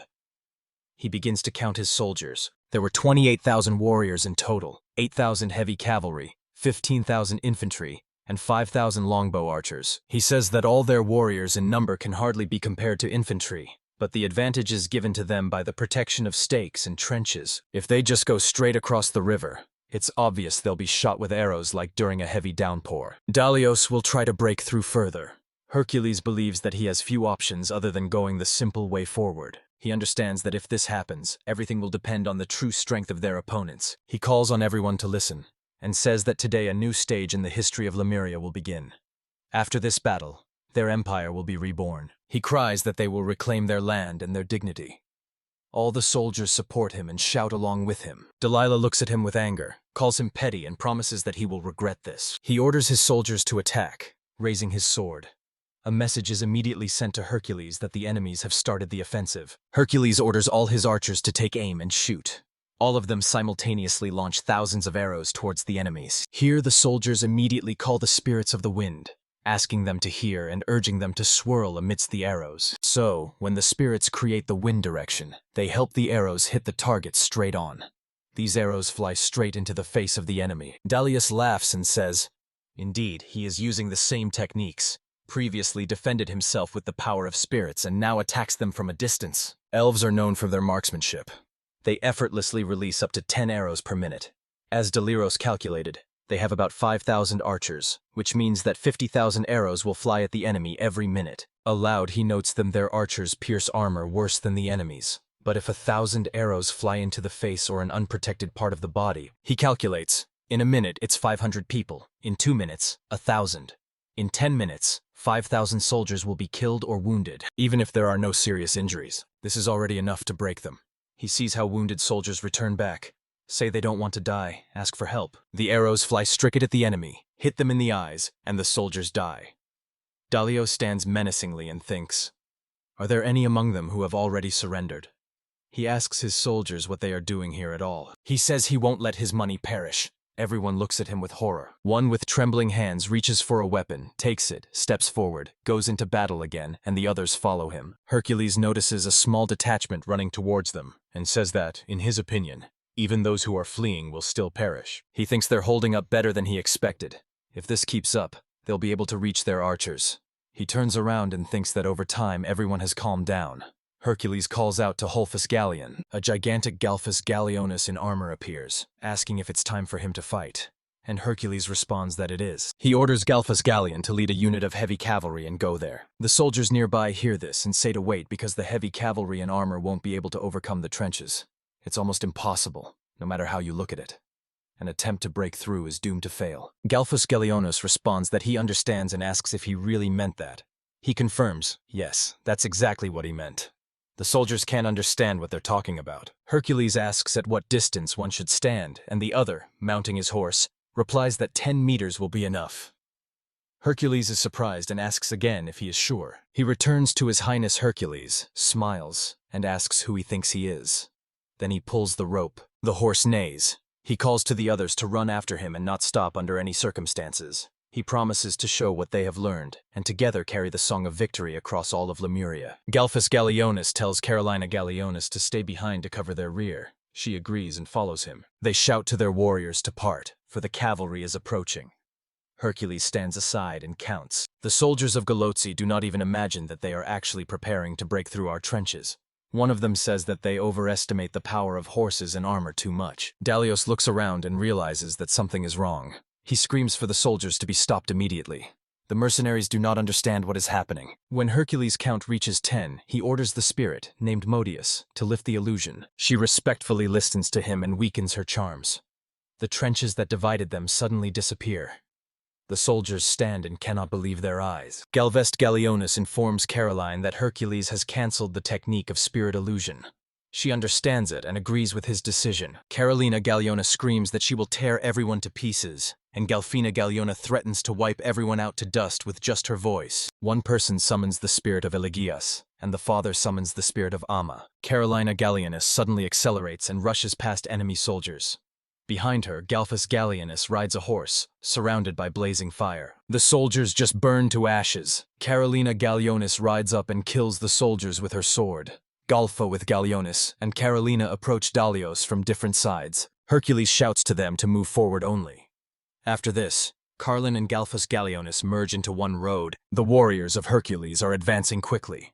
Archers are shooting arrows, and Galphus Gallionis is moving forward and knocking down everyone who gets in his way. Carolina Gallionas follows in her father's footsteps, simply disposing of the last soldiers with her sword, and, encouraging herself, shouts, "Forward!" Dalios realizes they won't achieve their goal.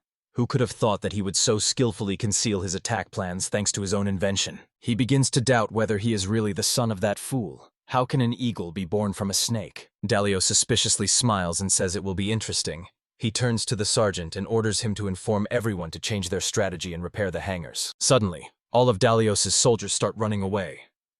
Galphus Gallienus doesn't understand what's happening. Hercules is watching and doesn't understand anything either. They stopped resisting and dispersed. Why did they do so? Hercules looks on respectfully and begins to understand what's happening. He freezes in horror and quietly asks to wait. Carolina Galionis, also frightened, tells her father that she is surprised by the enemy's behavior. Her father replies that he has also noticed this and asks his daughter not to lose vigilance. Suddenly, an arrow hits the soldier straight in the eye. Galphus Galionis and Carolina Galionis turn around in horror. The warriors slowly fall from their horses. Everyone sees how Dalios's soldiers stand with spears and crossbows aimed directly at them. Hercules watches in horror as Delios orders the crossbowmen to move forward. Everyone starts shooting with crossbows. The soldiers still move forward. The arrows hit their horses, and they fall. As soon as the soldier falls, enemies immediately approach him and finish him off with a spear. Cries of horror and pain are heard. The other soldiers still move forward, but they are surrounded and spears are also thrust into them. Dalios shouts to everyone to attack, and Hercules' warriors stand, saying that no one will pass. But they themselves are very nervous and prepare arrows. The enemy's mercenaries instantly kill the archers who were standing ahead. Carolina Galionis falls into a panic. Half Galionis says that everything is very bad. They are being pushed back. The sergeant reports to His Highness Hercules that the 1st and 3rd detachments have been defeated. The infantry is trying to hold the situation, but they will not be able to keep the enemy back for long. He asks to give an order, but in response from Hercules, silence. The sergeant calls out to him in horror, and Hercules thoughtfully remains silent. At last Hercules says that he has understood his plan. He wants to destroy them with the help of heavy cavalry. He says that at first he divided the central infantry and sent them to different sides, and then sent crossbowmen and spearmen. Thus, he stops the movement of their cavalry, which is already exhausted from constant maneuvers. Moreover, they block their path with a wall of spirits. Even if they had managed to hold off the crossbowmen with spearmen, the light cavalry would have covered their phalanxes and reformed infantry, and then the enemy would have been trapped. Deliosa looks at him from a distance and realizes, as she suspected, Hercules has no backup plan. Hercules says that's how he fights. The sergeant doesn't understand why Hercules behaves like that in a similar situation. He notices that Hercules is smiling, seemingly pleased with himself. Hercules says that Dalios's plan is not bad. Hercules asks the colonel if he can take a horse with him. He confidently states that it is he who will win this battle. Now Carlin is struggling with spearmen, breathing hard, all in sweat, but still holding on horseback. She understands that it's bad, but her father relies on her. Her horse is also tired, but she must find a way to defeat the enemies. At some point, the crossbowman shoots at her and hits the horse's head. The horse jerks and eventually falls along with its mistress. Enemies stand right in front of her and direct spears at her head. She understands that this is very bad. Those soldiers begin to wonder how much they will be paid for the head of the enemy commander. Another replies to him, "What are you even talking about? It's just a foal." But the first one objects, "No, it's not like that at all. She's the daughter of the famous Galphus Galionis, a legendary racing stallion. He's convinced that you can make good money from this, since the knight is extraordinary and everyone knows it."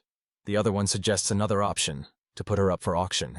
Another agrees and with a smile suggests going to the commander. But at this very moment, Carolina Galionis rises in anger and knocks the soldier's head off. She cries out that she won't let someone like them ruin Hercules' plans with such frivolous discussions. She attacks, and behind her, Hercules rushes forward and calls his warriors to follow him. Everyone listens to him and together they descend from the mountain. Dalios laughs and wonders if he really decided to go to death along with his precious army. But in Lemuria, there are only about 10,000 soldiers, no more. Even if there are a few more, it won't change anything. And when he looks closer, his face freezes in horror. Before him unfolds a field full of soldiers. Dalios does not understand at all what is happening. The soldiers are frightened and shout that they definitely did not expect this. They did not agree to this, and for no amount of money will they stay, so they all flee. A huge horde of soldiers is rushing towards them. Dalios calls his warriors fools and orders them to return to their places, because it's just a spirit of illusion. No one is listening to him, and Dalio is shouting that it cannot be that there are so many warriors in Lemuria, yet his soldiers are fleeing. Dalio clenches his teeth in anger. Dalios's sword falls from his hands, and he bows his head in despair. Carolina Galionis looks around and says that it seems the enemy soldiers are retreating. At this moment, Hercules calls her, and she turns around. He extends his hand to her and tells her to take it. She looks, gets embarrassed, and blushes. Then she takes his hand, and he carefully seats her on the horse beside him. She turns to him and says she's very sorry, but he interrupts her and says it's okay. She's doing well for her first battle. She raises her head and asks if she can ask something. Hercules listens to her attentively. She asks why he concealed the fact that Lamerie had so many warriors, and believes the outcome of the battle would have been different if they had fought with their full force from the start. Hercules smiles and says that maybe they are mercenaries he bribed. Carolina Gallionis looks at them and sees how the warriors just disappear. In an instant, the entire horde of warriors disappears, as if it never existed. Carolina Gallion understands that there are actually very few warriors, and it was all just an illusion. A devilish figure appears and tells His Highness Hercules that such an illusion requires a corresponding reward. Hercules responds that he understands everything, so let her disappear already. She smiles and disappears, adding that she will come for him again later. Hercules explains to Caroline that destroying all 40,000 warriors one by one is very difficult, but as soon as the enemies lose the will to fight after seeing the illusion of victory, it can already be considered a victory. He says that after such a defeat, Delios will not be able to organize a proper defense. The outcome of the battle is already clear anyway. Hercules shouts to Gallionis Galphi that it's time to retreat and orders to return to base. Gallionis Galphi says he trusts Caroline and leaves the soldiers under his care. He turns to him and says he'll stay a bit longer. There's anger and a lust for violence in his gaze. Hercules leaves with Carolina and says that he understands everything. He asks him to make sure that no one finds out about it. Let him not overdo it. Gelfas Gallion responds that he understood. Gelfas Gallion begins to be engulfed in flames. The soldiers surround Dalios and point their swords at him. Thus, the first war under the leadership of Hercules as the emperor of the Lemurian Empire ended in a complete victory. The Lemurian army emerged victorious with almost no losses, while Personia lost its entire mercenary infantry. After the war is over, the cleanup begins. Many people are being checked. They are collecting weapons. They are setting up tents. The military are eating hot food. Hercules sits in a great hall and writes some letter. Galphe Gallionis approaches him and says that they have brought him. Dalios enters the tent with his head held high. Behind him walks Carolina Gallinus, and in front of him stands Galpha Gallinus. Hercules says he thought Dalios would put up more of a fight, but he's too calm. Dalios says that after such a heavy defeat, the soldiers will no longer follow him. Unfortunately, nothing binds them. Neither family ties nor real authority. Dalios looks at him with admiration and turns to His Highness Hercules, admitting that he greatly underestimated his abilities and that it was a complete defeat. Dalios asks for forgiveness for his rudeness. Galphus Gallion got angry and asked how he could dare speak so boldly while being bound. Hercules laughed and replied that this time victory was indeed his, but if it was a direct confrontation on the plain. He turns to Dalios and asks what he thinks about it. Dalios responds that in that case he would have won. Galphus Gallionis is even more annoyed by this. Hercules says that he thinks so too. Galphus Gallionis and Carolina look at Hercules in surprise. Hercules says that since their first battle he has learned a lot, and now he has already surpassed his predecessor. He tells Dalios that he has promised to confess his fault. Can he learn the terms of the peace treaty? Dalios says that Hercules will receive all the lands in exchange. He only asks to spare the lives of his closest assistants, whom he has raised since childhood. Galphus Gallionis looks at him in surprise. Hercules also doesn't hide his amazement. Galphus Gallionis angrily says that they can't even imagine how much chaos they will cause. Dalios responds that they can simply be expelled. Dalios says that only they remained with him until the end. As for the other troops, let them do what they want. They can surrender, join the crowd, or avenge the former emperor on their own. It's their business. Hercules rises from his chair, agrees with him, and says he will save the lives of his subordinates. At this time, Carolina Gallionis and Galphus Gallionis indignantly call out to Hercules. He adds that he will make one condition. Hercules says that it is impossible to estimate the damage they have done to the empire and its authority. His subordinates will not be able to answer for this. Even if his head is cut off and 10 million inhabitants throw it like a ball, it will not fix the situation. Dalios lowers his head and asks what to do now. Hercules smiles back at him. Hercules tells Dalios that he will become his vassal. Dalios did not expect this at all. Helphi Gallionis and Carolina Gallionis look at him in horror. Galphus Gallionis and Carolina Gallionis ask Hercules what he is talking about. Dalios starts laughing loudly and says that he always thought Hercules was weird, but not that weird. Dalios asks if he really wants to make a vassal of the one who left the shame of his father in history. Hercules smiles and asks, is it really that strange? Hercules says that his predecessor constantly lost only. Now in Lemuria, why not use an experienced warrior for his own purposes? Moreover, Galveston Gallionis is now the only experienced commander he can trust with a unit of 10,000 people. Hercules says that their army is inferior to the mercenaries in skill, so I want to learn new skills. Besides, he is going to pay the reward that his predecessor embezzled. Dalius turns away and tells His Highness Hercules that this is not to be taken as a joke. He is a mercenary and can shoot him in the back. Hercules responds that he is speaking completely seriously. Dalios asks him what will happen if he refuses. Hercules first looks at him in surprise. After that, he laughs loudly, frightening Galionis and Carolina. Hercules tells Dalios that he has just given him a wonderful chance to take a good place in the sun. But he himself feels disgust at the thought of being someone's dog. Now everything has become clear to him. He laughs, turns back to Dalios, and says that's what he warned him about shooting an arrow in the back. Suddenly, the Emperor's blood magic is activated in him. Hercules raises his head and asks who he is talking to now. Suddenly, Dalios began to tense up and gasp for air. Healthy Galenus and Carolina Galenus froze in place, afraid to move. If Delos doesn't understand what this is and how powerful this magic is, it's even hard for him to breathe. He constantly thinks of himself as just a little boy. Where does he get so much magical power from? He thinks it's because of his spell. Then Caroline Galionis suddenly collapses to the floor, choking. She slowly closes her eyes and begins to lose consciousness. Hercules catches her and apologizes. Galfa barely holds onto the table and breathes heavily. Dalios sharply steps back and, lowering his head, breathes heavily. Fear and horror are clearly visible on his face. Hercules turns to Dalios and says that he is not going to expel his people from the country. He wants to find a new land for them to settle in. Their property has already been neglected, so it will take a lifetime of work to cultivate this land. Hercules smiles, looks at Dalios, and asks if he understands what it all means. Dalios begins to realize that at the very moment he decided to attack him, he already had a collar around his neck. Hercules puts his hands on his shoulders and says that from today he expects his support. Dalios looks at Hercules with horror, and at the same time with a certain admiration. He cannot believe that before him is the son of that fool, His Majesty Adrian III. In the great castle, people start talking that Peronia has been captured. Is this really true? Has Dalios really lost? Someone gives the order to announce it tomorrow and start preparing for the celebration. His Highness Adrian, the brother of Titus and Hercules, also finds out about it. He starts breaking everything around and furiously screams. The servant tells him that if he is so angry, he will be heard. His Highness Adrian says he cannot believe that such a small country was able to win. He is furious and says that he is much better suited to the role of emperor. In his hands, he firmly holds a dark cloak. All the inhabitants of Lemuria are rejoicing at the return of their emperor. They look at the gates and see a crowd of warriors led by Hercules. The hero returns home to loud applause. The townspeople cheer and glorify Hercules. They march through the entire empire to loud applause. Galveston Galionis walks with Christopher and Hercules with Caroline. They arrive at the castle, where Crow, Lucaneus, and His Majesty Titus are already standing, saying they've been waiting for them. Hercules asks if anything happened while he was away. Lucan replies that everyone here has been working tirelessly. He says that in Personia they already know about his achievement and are very happy about it.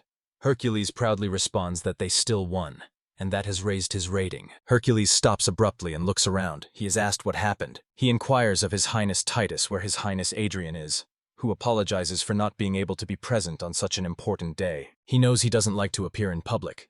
Hercules understands and accepts his answer. Lucanus tells Galephus Galleon that she has heard about his wonderful deeds, but instead of Galephus, she sees Gallionius Dalios and screams in fright. Galphus Gallienus asks if Dalios has really decided to give up Hercules' amnesty, and does so quite crudely. Christopher jokingly suggests drowning him in a sea of lemurs. Lucanos asks Hercules what Dalius is doing here. Weren't they supposed to execute him in front of everyone? Hercules tells her that she can consider him a war trophy. These words make her even more frightened, and then Hercules adds that he is ready to become her servant. His Highness Titus says Dalios has nice muscles, and Dalios looks at him like he's about to pounce. Kral gets a little nervous. Lucanus asks if Hercules is sure, and then adds that anyway, it's thanks to them that the war ended well. She has prepared a place for them at the banquet, so let everything be as it is. Hercules is surprised. The crow thinks that Hercules got tired after a long walk, and there are no urgent matters for today, so he can rest. Hercules smiles slyly and thinks that in other words, today he is absolutely free. His Highness Titus says that this is their first victory in a long time, and he will prepare the best wine in honor of this. Galphus Galleonis thanks His Highness Titus. His Highness Titus also says that he will definitely write a heroic story about him. He asks to tell all the details during the banquet, but Hercules disappears in an instant. His Highness Tit asks where he is. Lucano says he was just here. Galphi Gallionius looks around and asks where Carolina Gallionius is. He frantically asks if anyone has seen Caroline. His Highness Titus understands the situation and assumes he ran off for the reward. Carolina Gallionis gets nervous and turns to His Majesty Hercules. confessing that she has never worn such clothes before. She asks if it suits her to hide her face. Hercules smiles and says that it suits her very well, just perfectly. Carolina Galeonis, dressed as a maid, covers her knees and with a trembling voice tells His Excellency Hercules that she is happy now. She tries to pull the dress down to cover her legs. Hercules tells her that everything is fine. It suits her very much. Carolina Galeonis feels a chill and asks him if she can change clothes now. Hercules strictly calls her by name and says that he has just explained everything to her, hasn't he? She blushes even more. She meekly confesses that it is so. She is a submissive servant of the master and is ready to serve him. Hercules likes it, and he tells her she's doing well. And she can't understand how it all came to this. She was actually talking about a reward if Lima's army could make a showing, but she hadn't even imagined that the titled Titus himself would prepare such special uniforms. She is constantly worried that her skirt will rise even from the slightest movement, and she is very ashamed of this. Hercules advises to start with a smile. Carolina Galeonite asks him which tea he would like. He replies that he wants a black one, and asks if she sees a red can on the very top. She replies that she will do everything and bring a ladder. Hercules asks to wait and says that using a ladder is forbidden. He tells her that she has to figure it out herself and can't use magic. She reaches for the jar of tea with a trembling hand, covering the bottom of the jar with her other hand, and quietly groans from the tension. She understands that nothing will work out this way, but if she lets go of her skirt, so be it. Hercules asks Caroline to remove her hand from his skirt, saying it's an order. She blushes even more and takes her hand away. She keeps stretching, convincing herself that there's still something left in the jar, and she's almost there. Her skirt is tucked up. She thinks about how to allow the proud knight of the Lemur army to appear before the emperor in such a state. She just wants him not to look at her, and he looks carefully, as if he wants even more. Carolina Galeonis understands that he is looking exactly at her. Hercules asks her if she's not taking too long to complete such a simple task. She responds uncertainly that she's missing something. Hercules says that she's an elf, so she should just jump up. He expects a serious face. Or is she ready to disobey orders just because she can lift her skirt? He specially prepared the best clothes so that she looks in all her beauty. And that's all her devotion to the emperor. Carolina Galeonis believes it's true because Hercules rushed into battle to save her, and she can't even bring herself to offer him a cup of tea in a simple situation. She gets ready to jump and jumps high up to tea, thinking that now she has to pay him back. Her skirt is lifted so that everything inside is visible. She quickly sits down and apologizes for making us wait. She says she will now prepare some tea. Carolina Galeonis notices that Hercules is hiding his face, and says that she will have to think carefully about his highness.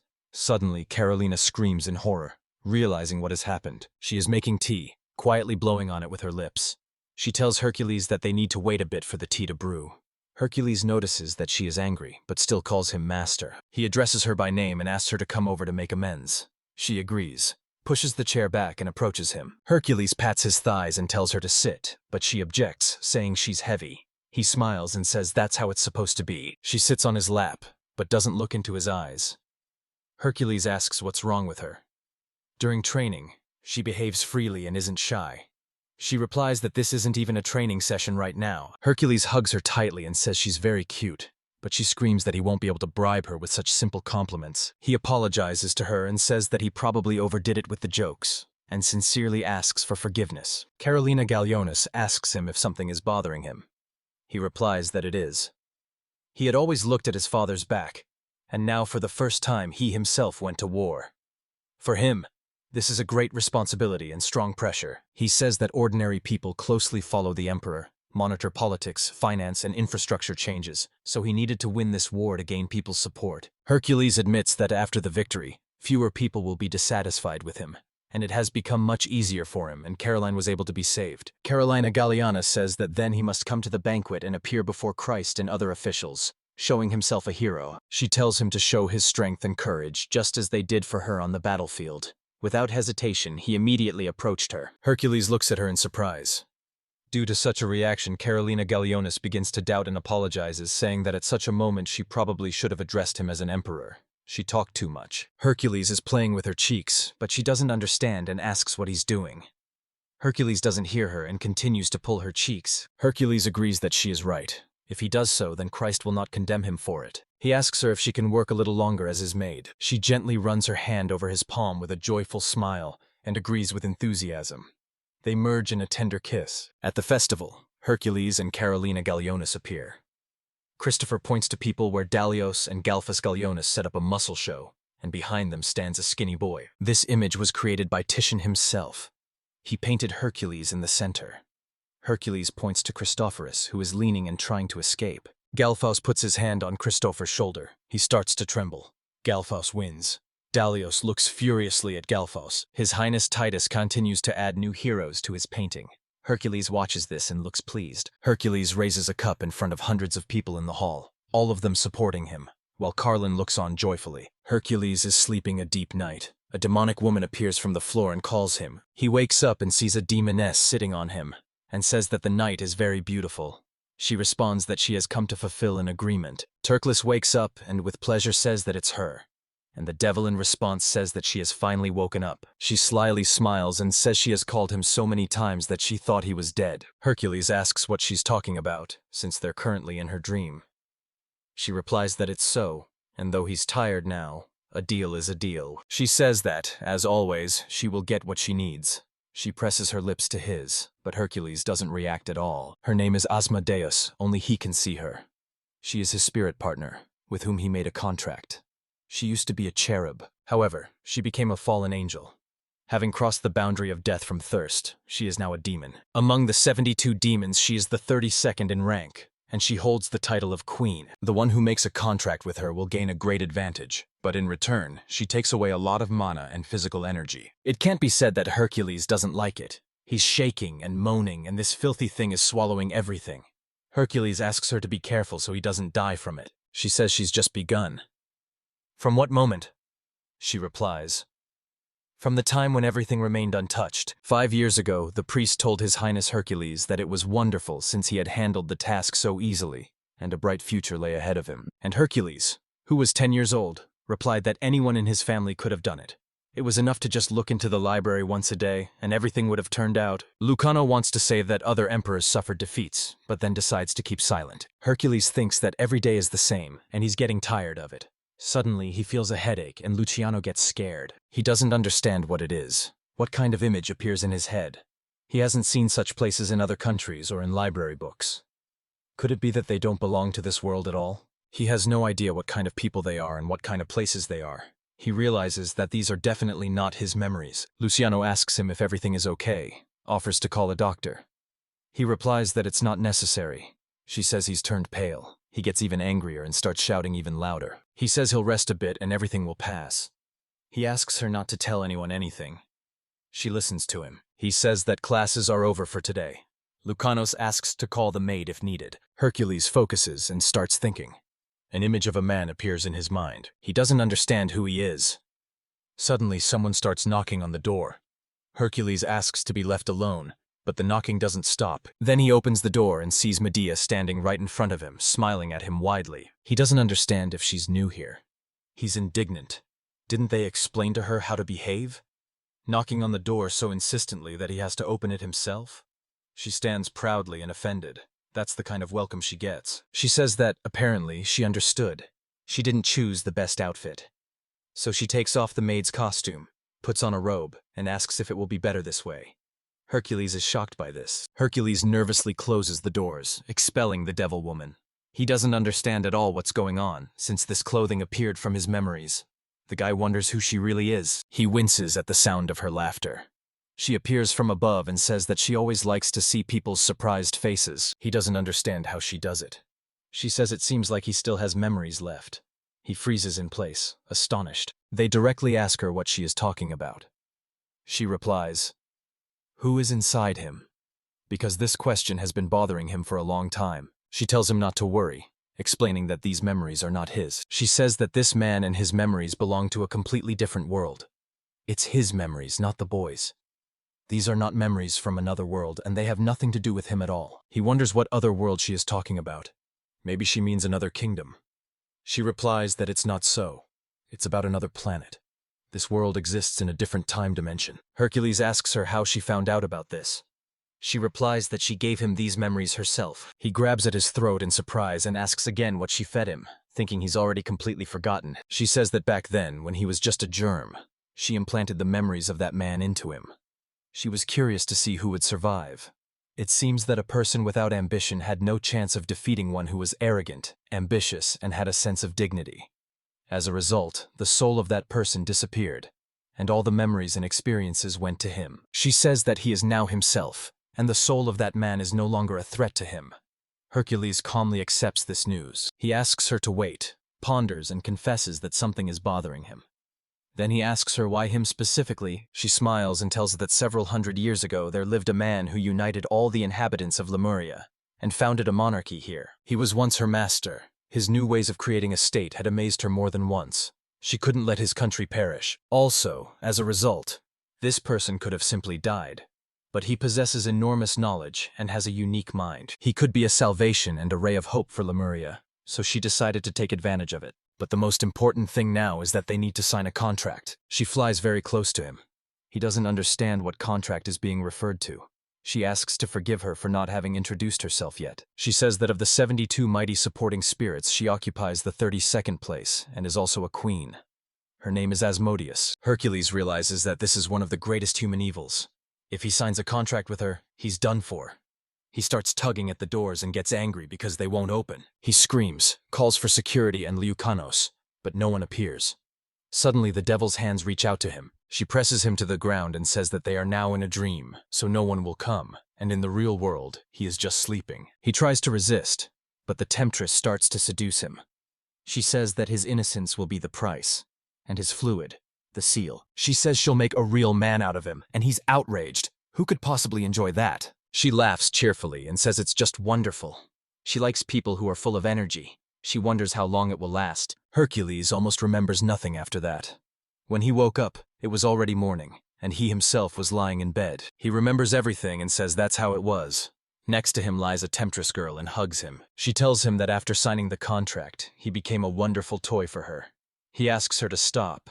He still can't shake off the feeling that there are hundreds of bugs crawling inside him. A little later, the man sits alone on a narrow village street when a man in a cloak approaches him. He immediately asks about the goods, and the first one replies that he has them, but first asks for money. The man holds out a bag. He returns it to him and wishes him luck, because from now on it's no longer his business. He leaves.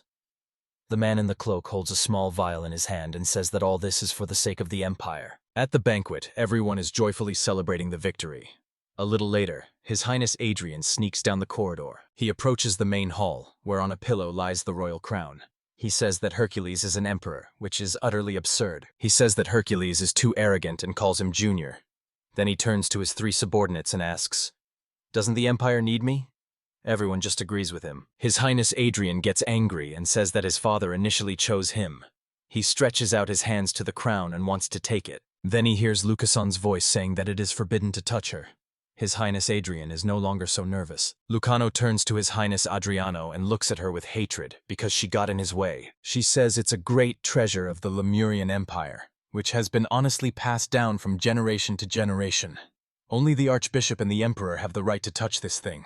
It's not something you can just touch. His Highness Adrian starts yelling that it was he whom his father chose, and how she dared to say anything to the Emperor's son. She replies that he is right, because the Emperor indeed wanted to choose him as his successor, since that's what he thought. She says that she will once again ask him not to touch the imperial crown, and if there is even the slightest hint of this, then he should not count on a funeral prayer in her church. She got angry, started trembling, and said that he would remember this. He sharply turned around and left together with his subjects. These priests say with such relish that he simply ran away. Those who do not receive a prayer for rest are equated with sinners. Apparently, he will just retreat. Lucano says that one should be more careful just in case, but maybe the problem is with him. At this time, a banquet is taking place in the castle. There are many different dishes on the table: soups, pizza, fish, and meat. Hercules and Caroline Galleon are looking at all this with delight. They have a good appetite. The cook informs His Highness Hercules that everything is prepared in the best way possible.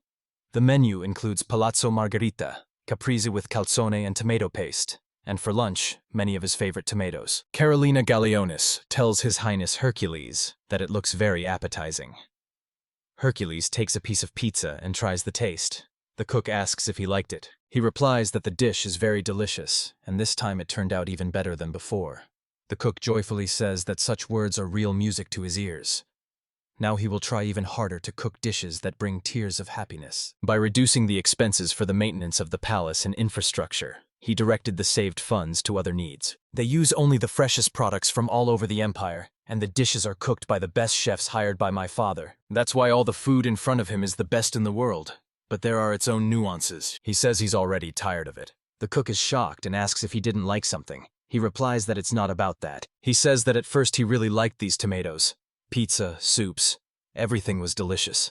But the taste hardly changed, so he was already tired of such food. He sadly asks how things are. Maybe wants to try something else. Hercules ponders and recalls his past. He says he wants to try curry. The cook remembers about curry and is already going to cook. But Hercules stops him and says, it's a different dish. He says that curry is a very common dish, for which various spices and seasonings are used. It is cooked in different ways, both boiled and fried, and sometimes even fruits are added. The main spices are cumin, coriander, cardamom, turmeric, chili, allspice, and similar ones. Sometimes black pepper or cayenne pepper is added as well. Caroline Agelioni is amazed that such a dish even exists. The cook thinks that all these spices are very spicy. If he knows all the ingredients, then cooking the dish will be real. But judging by the chef's face, it's unlikely to recall everything from memory. It will be difficult. Hercules tells the cook that he can look for spices even beyond the borders of their empire. A little later, he introduces everyone to a new chef named Kanala. The new cook is greeted by everyone. The first cook is nervous. He asks what this servant is doing here. He recalls that the servant said he wanted to try curry. In his homeland, almost all these spices are available, so he invited his cooks. He says that he was indeed once a servant, but the Church of the Messiah led him to his faith, and now he is free. The head chef responds that everything is clear to him. Cornell shakes the cook's hand, says he's glad to meet him, and addresses him as chef. The cook is surprised that he speaks so politely. Hercules orders everyone to get to work. Nala obeys him, and the head chef asks to wait a little longer. He says that as the head of the kitchen, and the one who works for the benefit of the Lima Palace, he feels proud and cannot let anyone into his sanctuary. He asks if he can at least try his hand at cooking, and only then make a decision. Hercules agrees and says that this is right. In this case, he gathers a few people around the table to conduct this very check. Hercules loudly declares that everything is ready. He has gathered the best jury for the future palace. He shouts that it's time for tasting. Together with him, there are 7 people on the jury. They must know all these languages. For formality, he hired Kronel as a cook in court. He wonders what this curry tastes like, but who knows? He hasn't tasted it himself. Galfa Scalinus claims to have tried the dishes of the Sondilians. Christopher tells that he once visited Sondil with the previous emperor, and Lucano thinks that for a simple bishop, food with a lot of spices is an excessive luxury. Dalio says menacingly, "Let him just try to palm off some junk." He doesn't even understand what he's gotten himself into. It turns out she is crying and asking everyone for forgiveness for being late. He brings 1 large loaf and 3 small cups. He imagines chicken and butter curry, spinach curry, kimuli curry, and chicken tandoori. And here Galphus Gallionis says what a pleasant smell. Christopher responds that it brings him nostalgia. He immediately remembers those times. Caroline says she looks very appetizing, and Dalios looks and thinks it's too hot because he's a cat. The cook looks and keeps silent. Luke turns to Chatson and says that first they will pray to the Lord. Lucano reads a prayer, thanking the Almighty for the food. Everyone together accepts this gift, asking to bless the dishes on the table so that they strengthen their body and soul. Hercules joyfully claps his palms and says it's time for lunch. He tears off a piece of crust and ponders what to start with. Then he dips the crust into the first curry. He raises a piece to his mouth and carefully chews. Panther Dalius and Carolina Gallionis watch him closely and wait for his reaction. Nala asks him if he likes the taste. Hercules joyfully says that it tastes good to him. He offers the others to try it too. One decided to try with spinach, another once with kimchi, and the third one with tandoori chicken. In half an hour, there was almost no food left. Carolina Gallionis savors the food and enthusiastically says how delicious it is. Galphaus Gallionis nods in agreement and adds that there is indeed a special flavor here. And Christopher sighs dreamily and says that this is the real cuisine of Sondilium. Lucanos eats almost nothing and says it's not a sin to taste such delicious food. Kragala asks Panther Dalios why he's not eating, and he replies that he's waiting for the dish to cool down. Canel innocently smiles, talks to everyone, and asks something. The head chef thinks with relief that apparently his dishes really were to their liking. He hesitates, looks at the prepared dish and thinks about the taste of the food his wife or strangers have cooked. In fact, he doesn't like spicy food. He breaks off a piece, dips it in the sauce, and starts to try it. His eyes snap open in surprise at the taste. Hercules says he's surprised because the food is delicious, although he thought it would be much spicier. Kanala asks for forgiveness and says that he prepared it according to his own recipe. Hercules is even more amazed. He says that, as they already know, it is very hot in his country. They cool themselves with cold sweat, and when they eat spicy food, they sweat a lot. That's why their curry is so spicy. He eats curry, sweats, and feels cooler. But he doesn't know how locals feel about spicy food, so he added some apples and honey. Carolina Gallionis says she would have liked a slightly sweeter taste, but the dish still turned out very delicious. Canella replies that it's very pleasant for him that even here people know about the cuisine of his region, and he likes to see the happy faces of people who taste his dishes. The poor first cook recalls his story. He was told that he couldn't do anything, and his whole life would be just peeling potatoes, let him deal with his own business.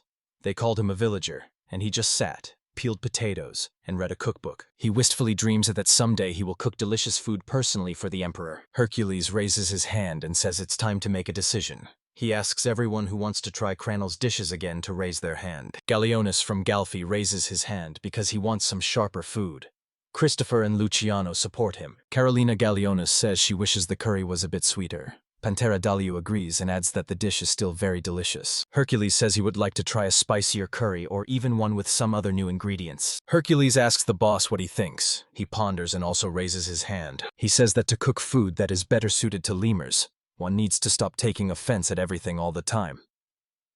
Kanala thanks him happily. The head chef scolds and asks to be warned in advance if such sized dishes are needed. He apologizes and explains that it's for cooking tandoor bread. Hercules watches their argument with a smile, then asks Cronel to bring more. He asks others if they want some too.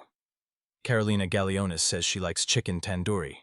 Galfa Gallionis orders the same, and Kimalayan adds something else. Christopher orders spinach, and Lucanos asks God for forgiveness for this. Panther Dalios is still eating and says it's very delicious. The head chef gets up and says he will prepare desserts for them. He exits, and, walking down the corridor, thinks out loud that, looking at Noel, he involuntarily recalls his past. He looks at the emblem of his country and realizes that he is probably clinging too much to his defeat. He forgot about the most important thing. He recalls the smiles of people. He walks away with pleasure and says that after such a hot dish, he will prepare refreshing fruit desserts. He notices that there is someone behind him, and he turns around sharply. At this moment, Hercules slaps himself on the stomach and says that he hasn't eaten so much in a long time. Then the boss comes in and apologizes for making them wait. He approaches with a tray and says that the desserts are ready, and Hercules is very pleased with this. He brings a sliced watermelon and apologizes again for the wait. Hercules tastes a piece and eats the sweet watermelon with pleasure. He says with a wide smile that such a sweet treat is the best after curry. He thinks watermelon is just wonderful.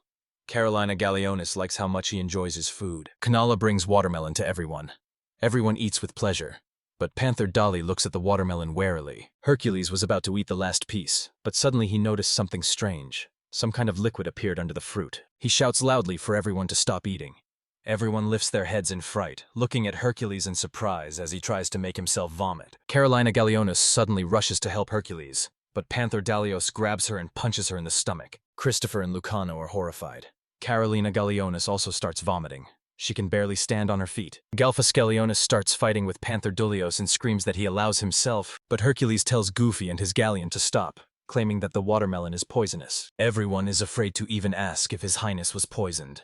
Another immediately interrupts, saying that it's not possible to talk about such things, at least not so loudly. Someone says they heard. The poison was in his favorite fruit, the watermelon. They are wondering how he is feeling. Who did this? The woman rushes forward. The servant asks the princess to stop. Where is she heading? She replies that she is going to Hercules. She needs to talk to him. But the servant tells her that he cannot do this, because the previous emperor had forbidden him to do so. Evdokia is the mother of His Highness Andrian and Hercules. She believes that Hercules is the future of their country and also her son. So it's completely understandable that she would be worried. She is very worried and does not understand how this could have happened. She asks God to help her son. Lucano examined Hercules and said that his temperature and pulse are normal. There are no deviations. Hercules added that he was lucky that he did not have time to bite the spot where the poison got in. Christopher wonders who could have thought to poison a melon. Hercules explains that most likely small holes were made and the required amount of poison was injected. If they hadn't noticed the reaction of the poison with the silver plate, Christopher himself would already be lying in a coffin. He turns and tells Panther Dalos that it's all thanks to him, to which the latter jokingly replies that he just saw rust on his weapon. He points to Carolina and hints that someone next to her is simply devouring her from the inside. Carolina Galleon just sighs and says she has nothing to answer. Galphus Gleonus apologizes to Hercules and says he was very distraught when their former enemy struck his daughter. Hercules responds that he understands him. Galphus Skelionis thanks Panther Dalios for saving her daughter. He simply turns away and loudly breaks wind. Now Hercules turns to the boss and asks if he really tried to kill him. The head chef nervously raises his head and says that he always cooks with soul and would never have dared to kill his own creation, let alone the emperor. Then Hercules asks where he got this watermelon. At first he thinks they are the boss's tents, but then he says they were brought by Her Highness Adriana's assistant, Mr. Domenico. He says that they met him in the corridor when he was going to the kitchen. He told him that it was in honor of His Highness's victory. Galleonus from Galf says that he appears to be a noble close to His Highness Adrian. 4 years ago, when the land tax was raised, he was very angry with everyone. Christopher adds that since then he has been following His Highness Adrian. And if this is his doing, then such a turn of events is quite possible. Lucanos strains himself, and then finally tells Hercules that this might be evidence, and tells him about the crown. Everyone was shocked when they found out that he had tried to touch the crown. This is considered a crime. That's why he wasn't at the banquet. Lucanos asks if they will be looking for Dominic. Hercules replies that it's pointless. He's only responsible for importing and exporting fruits. The interrogation won't help anything. The boss yells at Hercules that he really didn't know the melon was poisoned and asks him to believe him. The palace also vouches for him, saying the boss is a good man, even shook his hand. Hercules irritably replies that he understands perfectly. He was simply taken advantage of. But now he can't be 100% sure, so until his doubts disappear, he forbids the cook from appearing in the kitchen. The chef immediately became gloomy. The guards lead the leader away, followed by Cranel. Hercules turns to Caroline. She also ate the poisonous melon. Hercules asks her to rest. Why is she even here? Carolina Galleonus responds that she can't just go to sleep when Hercules' life is being threatened. She screams that she needs to be there right now to protect him. Unexpectedly, he pulls her towards himself, lays her down beside him on the bed, and covers her with a blanket. She starts to blush. She wants to resist. But here, Dalius's panther is frightened and jerks sharply, because the door suddenly opens. A woman enters the room and immediately apologizes. A woman approaches them and anxiously asks how he is feeling. Galleonus immediately recognizes Maria, and Carolina jumps up in surprise, seeing her mom. Galleonus' wife and Carolina's mom. Galphus Galleonus is scolding because she was told not to come here. She replies that she was worried. Hercules assures that there is nothing to worry about. Caroline Galleonus is worried if someone noticed that she was lying on Hercules' bed. She takes Hercules by the hand and apologizes that her husband and daughter could not help at the right moment. She asks if she can help with anything. Hercules says to thank Panther Dalios. It was he who saved her daughter. She approaches, bows deeply to Panther Dalios, and thanks him sincerely. He turns away again and discontentedly scowls. She lifts him up in her arms and says what strong muscles he has, just like her husband. Panther Dalios is completely unaware of what she wants. Maria turns to Hercules and asks if he is still hungry. Maybe he would like to try a bean and garlic soup. Hercules agrees. Lucano says it's a great idea. He claims that garlic can neutralize the poison and advises eating as much of it as possible as soon as possible. Hercules is happy and asks Carolina Galleonis if she will also be present. She is shy and says that she actually doesn't really like garlic. He extends a spoon and asks her to open her mouth. She tries the soup and at the same time thinks that in such a situation she can't even physically help him. Mary looks at this with a smile. She quietly approaches Hercules and whispers that Caroline Galleonis is still innocent, and no one has touched her. She has almost choked on food. She swears she spent time talking about it. She admits she is worried about her future, that she has fully immersed herself in martial arts and no longer pays attention to anything else. She worries if she will ever become a wife. She continues to swear, but Galpha Galonus also emphasizes that such information is very important. Caroline, to whom Barry hugs, says that she is very cute, asks to leave these compliments, as the Emperor himself is in front of them. Hercules recalls that after the incident with his brother over 10 years ago, his father changed his approach to their upbringing and began to allow him to see his mother less often. He forbade them to call each other father or child, and now they meet only out of formality. This rule has been preserved to this day, even when the father dies. She keeps coming to him. But even when he, as the emperor, is ill with a fever, she never once came to visit. He realizes that this time she won't come either, and strangely, it doesn't bother him at all. And here his thoughts are interrupted by his mother's voice. The servant behind apologizes and says he tried to stop her. Hercules turns to her. Mom, Christopher tells his sister Princess that this cannot be done. She disagrees with the order of the former emperor. Eudokia tells him to shut up, and Hercules says they need to talk. Hercules orders them to stay away from their mother. She gets down on her knees in front of him. Hercules realizes that it's true. Now he's not just having a fever. Now he's also being poisoned. And, of course, a mother will come if her son is in such danger. She tells him that she came to talk about what happened today. She asks if they have already found out who did it. Hercules replies that he is almost certain of his brother's involvement, but there is no evidence. Eudokia raises her head in horror. Hercules understands that for his mom, he and his brother are equally valuable children, but his brother has crossed the line. Yet even in such a situation, she will most likely act just like their father. Eudokia asks him to spare His Highness.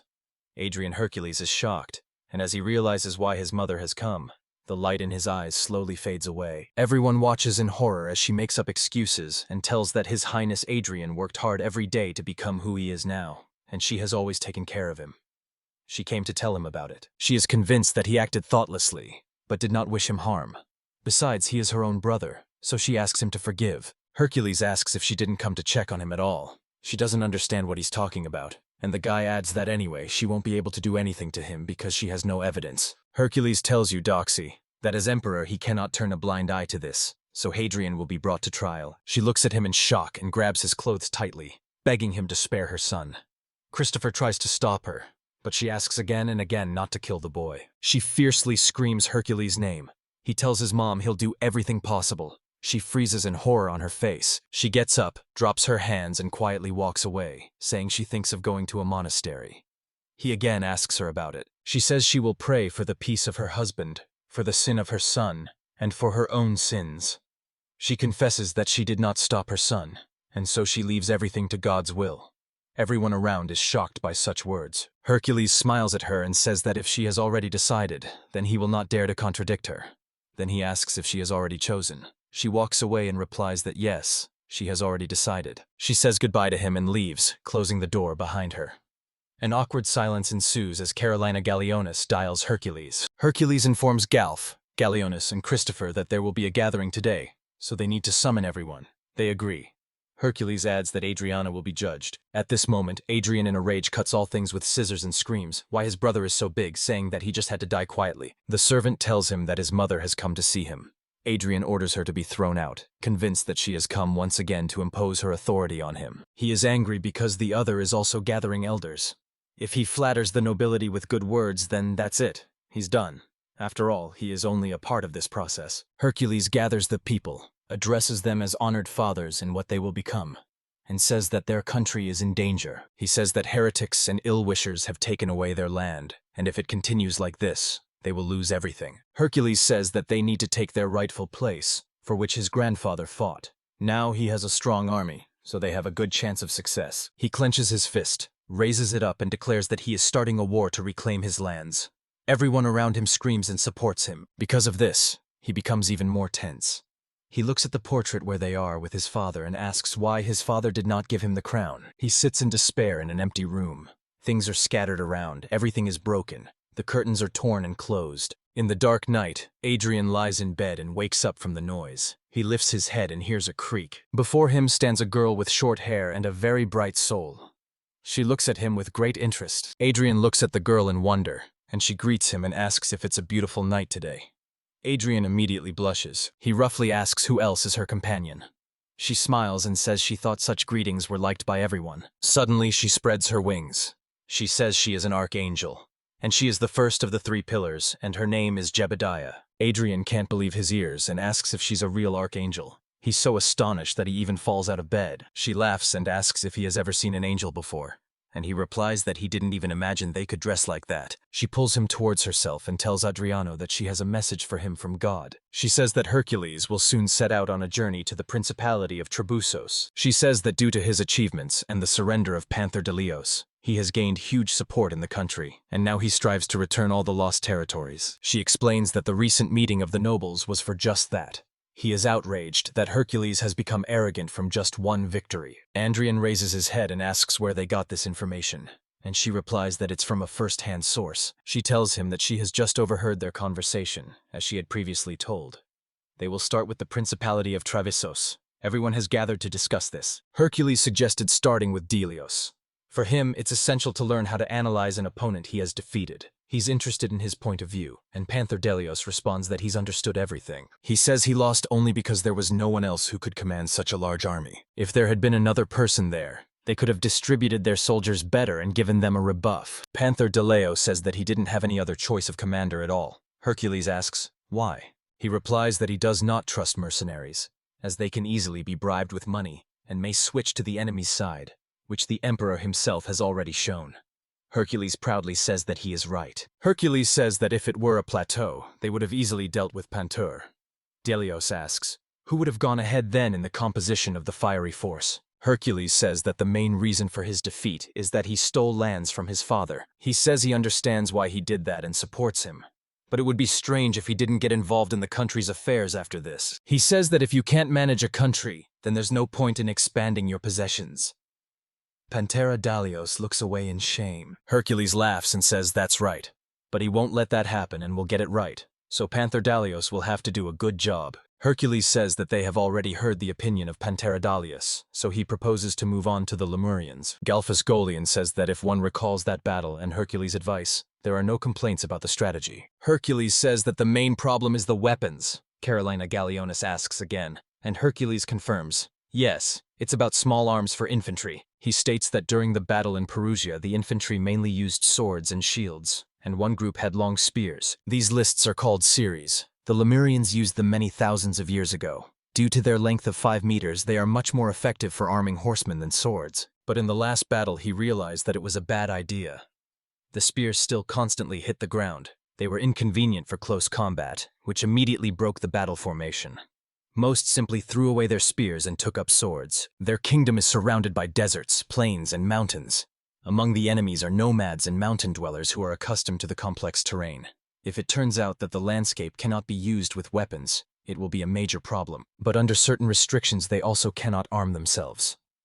It is better to use spears than the same daggers. They need to use something 7 meters high so that enemy cavalry cannot reach and defend themselves with shields from arrows.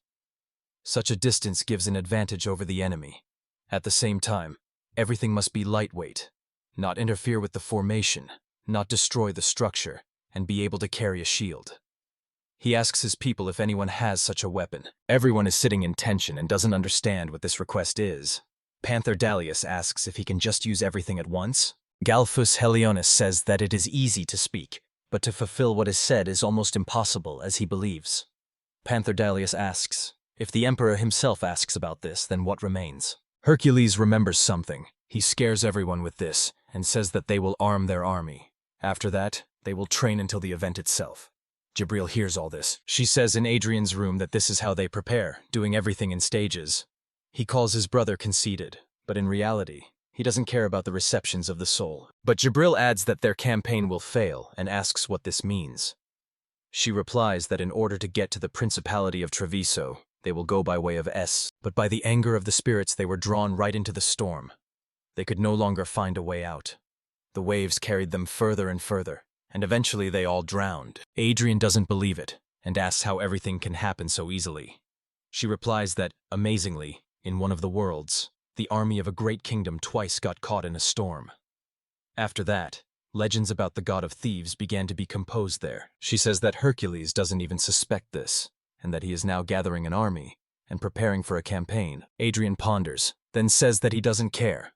Jibril looks at him in surprise. Adrian tells that the throne, which was supposed to be inherited by him from his father, as well as the duty to protect the country and its traditions, was meant to belong to him. He says that he loved his father more than anyone, but the imperial magic passed out of his father and into Hercules, who had no idea what was happening. He was the least loved among all the heirs, but it was he who was chosen by his father, his vassal, and even the magic of the heritage. It was Hercules. He loved his country and his father most in the world.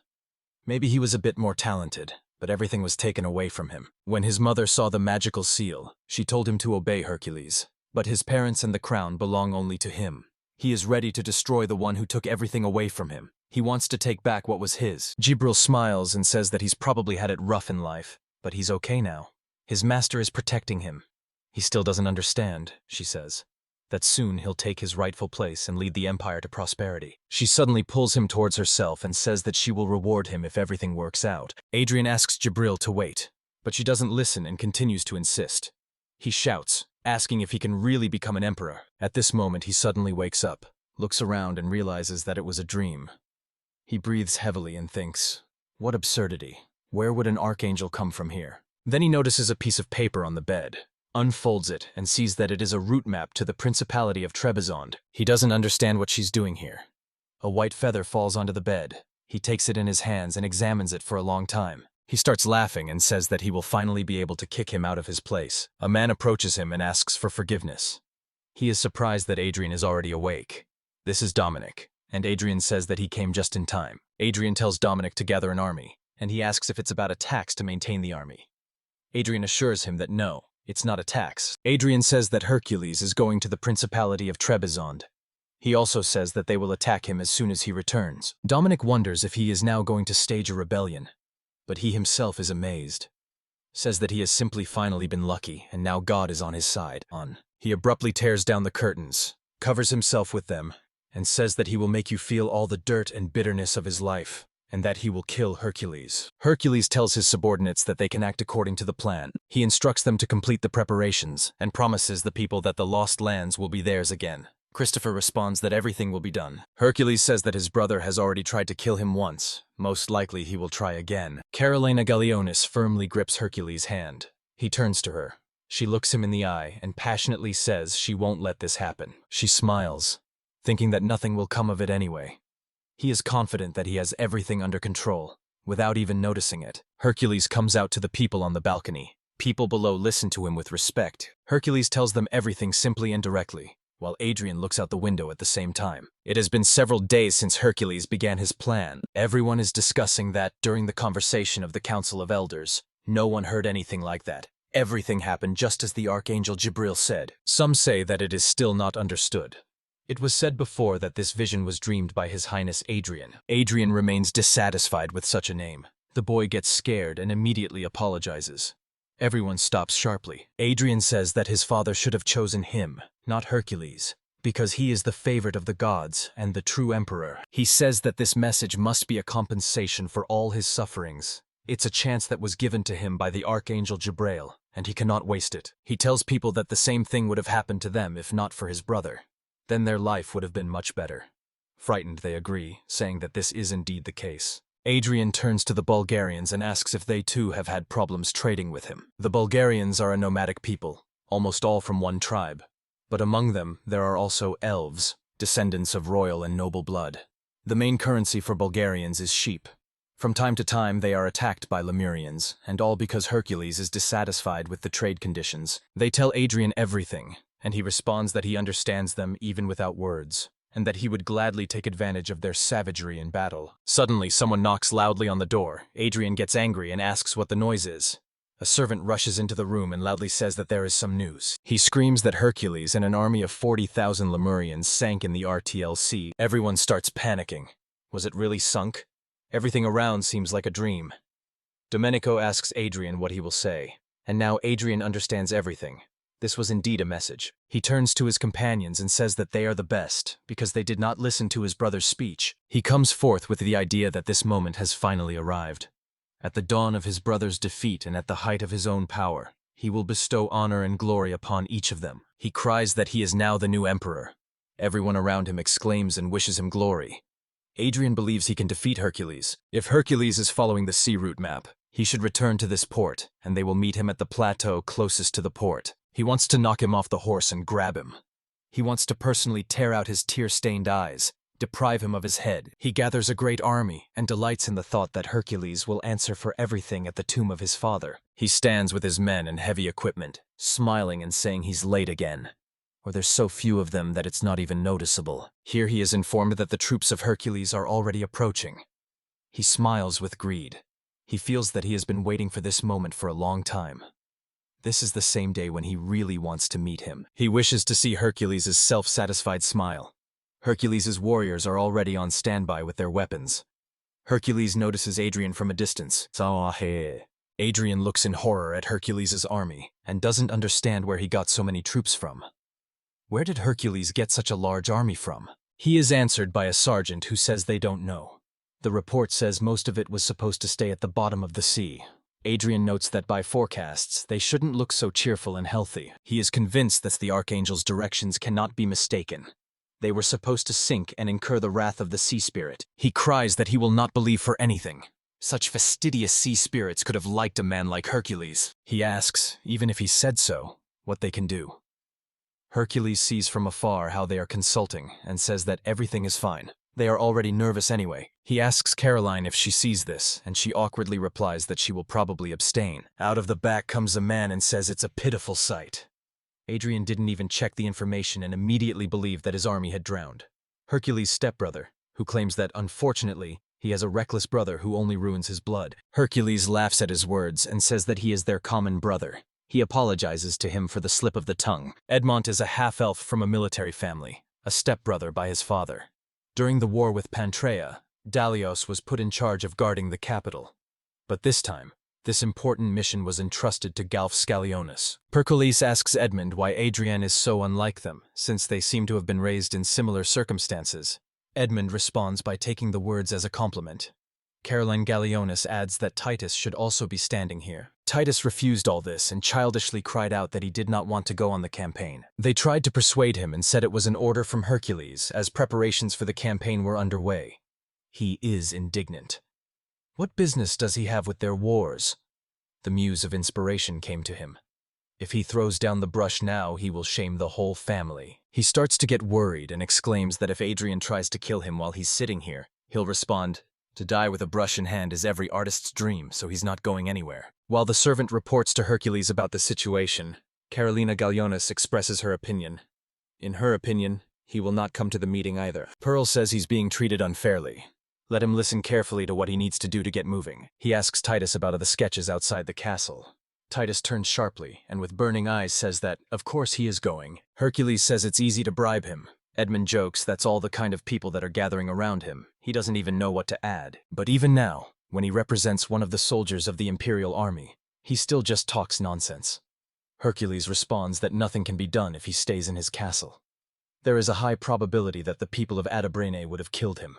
One way or another, he will have to serve. He watches as Adrian tries to make sense of what's going on, and thinks that Adrian is a poor guy. He didn't even notice anything. My father had bowed his head to the nobles many times to become emperor, and my mother, breaking the ban, bowed her head to him just to atone for her guilt. He believes that his parents loved Adrian the most.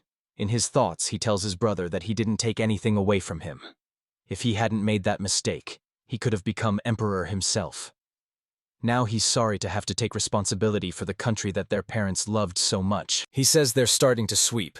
Panther Dalio explains that's how they found out about everyone who was involved in the uprising. Thanks to this meeting, they will be able to stop Adrian and all his accomplices, once and for all, putting an end to this problem. Hercules says that instead of a slow cleanup, it's better to have one real battle and show everyone that it's better to stand up to him. Galfus Gallionis informs Hercules that he has already arrived. He says joyfully that he is finally here, and takes a scroll from the soldier. He asks how Christopher is doing, and Christopher replies that everything is fine, but he's a bit sorry that he won't be able to see his nephew's argument himself. He laughs and says he's being cautious, and has even returned to the castle for safety. He says we need to finish everything as soon as possible, and return with souvenirs and interesting stories. Adrian does not understand why Ms. Gibriel told him that. Was his army not supposed to drown? He remembers how she used to say that everything is fine and God is with him, but now sweat is pouring down his face, and he has no idea what to do. He clenches his fist and convinces himself that it's not true. It's a test from the Lord, and he's sure he can easily overcome it. He asks how many warriors they have. He is told that there are 18,000 infantrymen, 2,000 archers and horsemen, and also 8,000 horsemen as reinforcements from the Bulgars. So there are about 30,000 of them. Adrian asks him how many warriors their enemy has. He replies that they are outside the fort, so it is impossible to count them exactly. In the regular army, there are about 20,000 infantrymen, and about 10,000 archers and cavalrymen. Together it turns out to be about 40,000. Adrian replies that everything is clear to him. It turns out the difference is 10,000. He joyfully exclaims that they have every chance of winning. He is confident that victory will be theirs, so they will finish everything here, on this plateau. Then someone asks to wait for him and says it's better not to engage in battle on the plateau. Adrian irritably asks who he is. He replies that his name is Oscar Alman. He asks Adrian to think carefully. Adrian is explained that this is the second son from the younger branch of the Alman family. The Germans have long possessed the great southern lands of Missouri and are the mainstay of the economy of the entire empire. The long-eared race has great financial power, and because of this they are envied. The Almans also feel something similar to the elves. In the past, these groups have quarreled or even fought with each other many times. And now the Almans have joined the so-called Adrian Veng, and unfortunately for Oscar Alman, the second son in the family, he was appointed as an advisor to Adrian. Adrian is outraged that he is not even from the main branch, and some completely unknown person also wants to advise him. Everything depends on what this person will say. Oscar replies that he understands him. He says that their forces are now almost equal to the enemy. But the enemy general Galfus Gallion, who himself trains and commands an army of elite warriors, considers heavy cavalry a serious threat. As for their army, it is diverse and has a lot of issues, for example, in interaction. Moreover, the soldiers wear the latest armor, which they are not yet used to. But Adrian says he doesn't see any problems in this situation. Oscar replies that it's not just about that. Adrian asks, "What else is it about?" Oscar falls silent, lost in thought, but in the end he says that according to Ms. Jabril, Hercules' army was supposed to drown. But in reality they see quite the opposite. The enemy is well prepared and ready for battle. Because of this, he has a bad premonition, as if they were lured into a trap. They will have a better chance of winning if they stay in the fortress, rather than fighting on the plateau.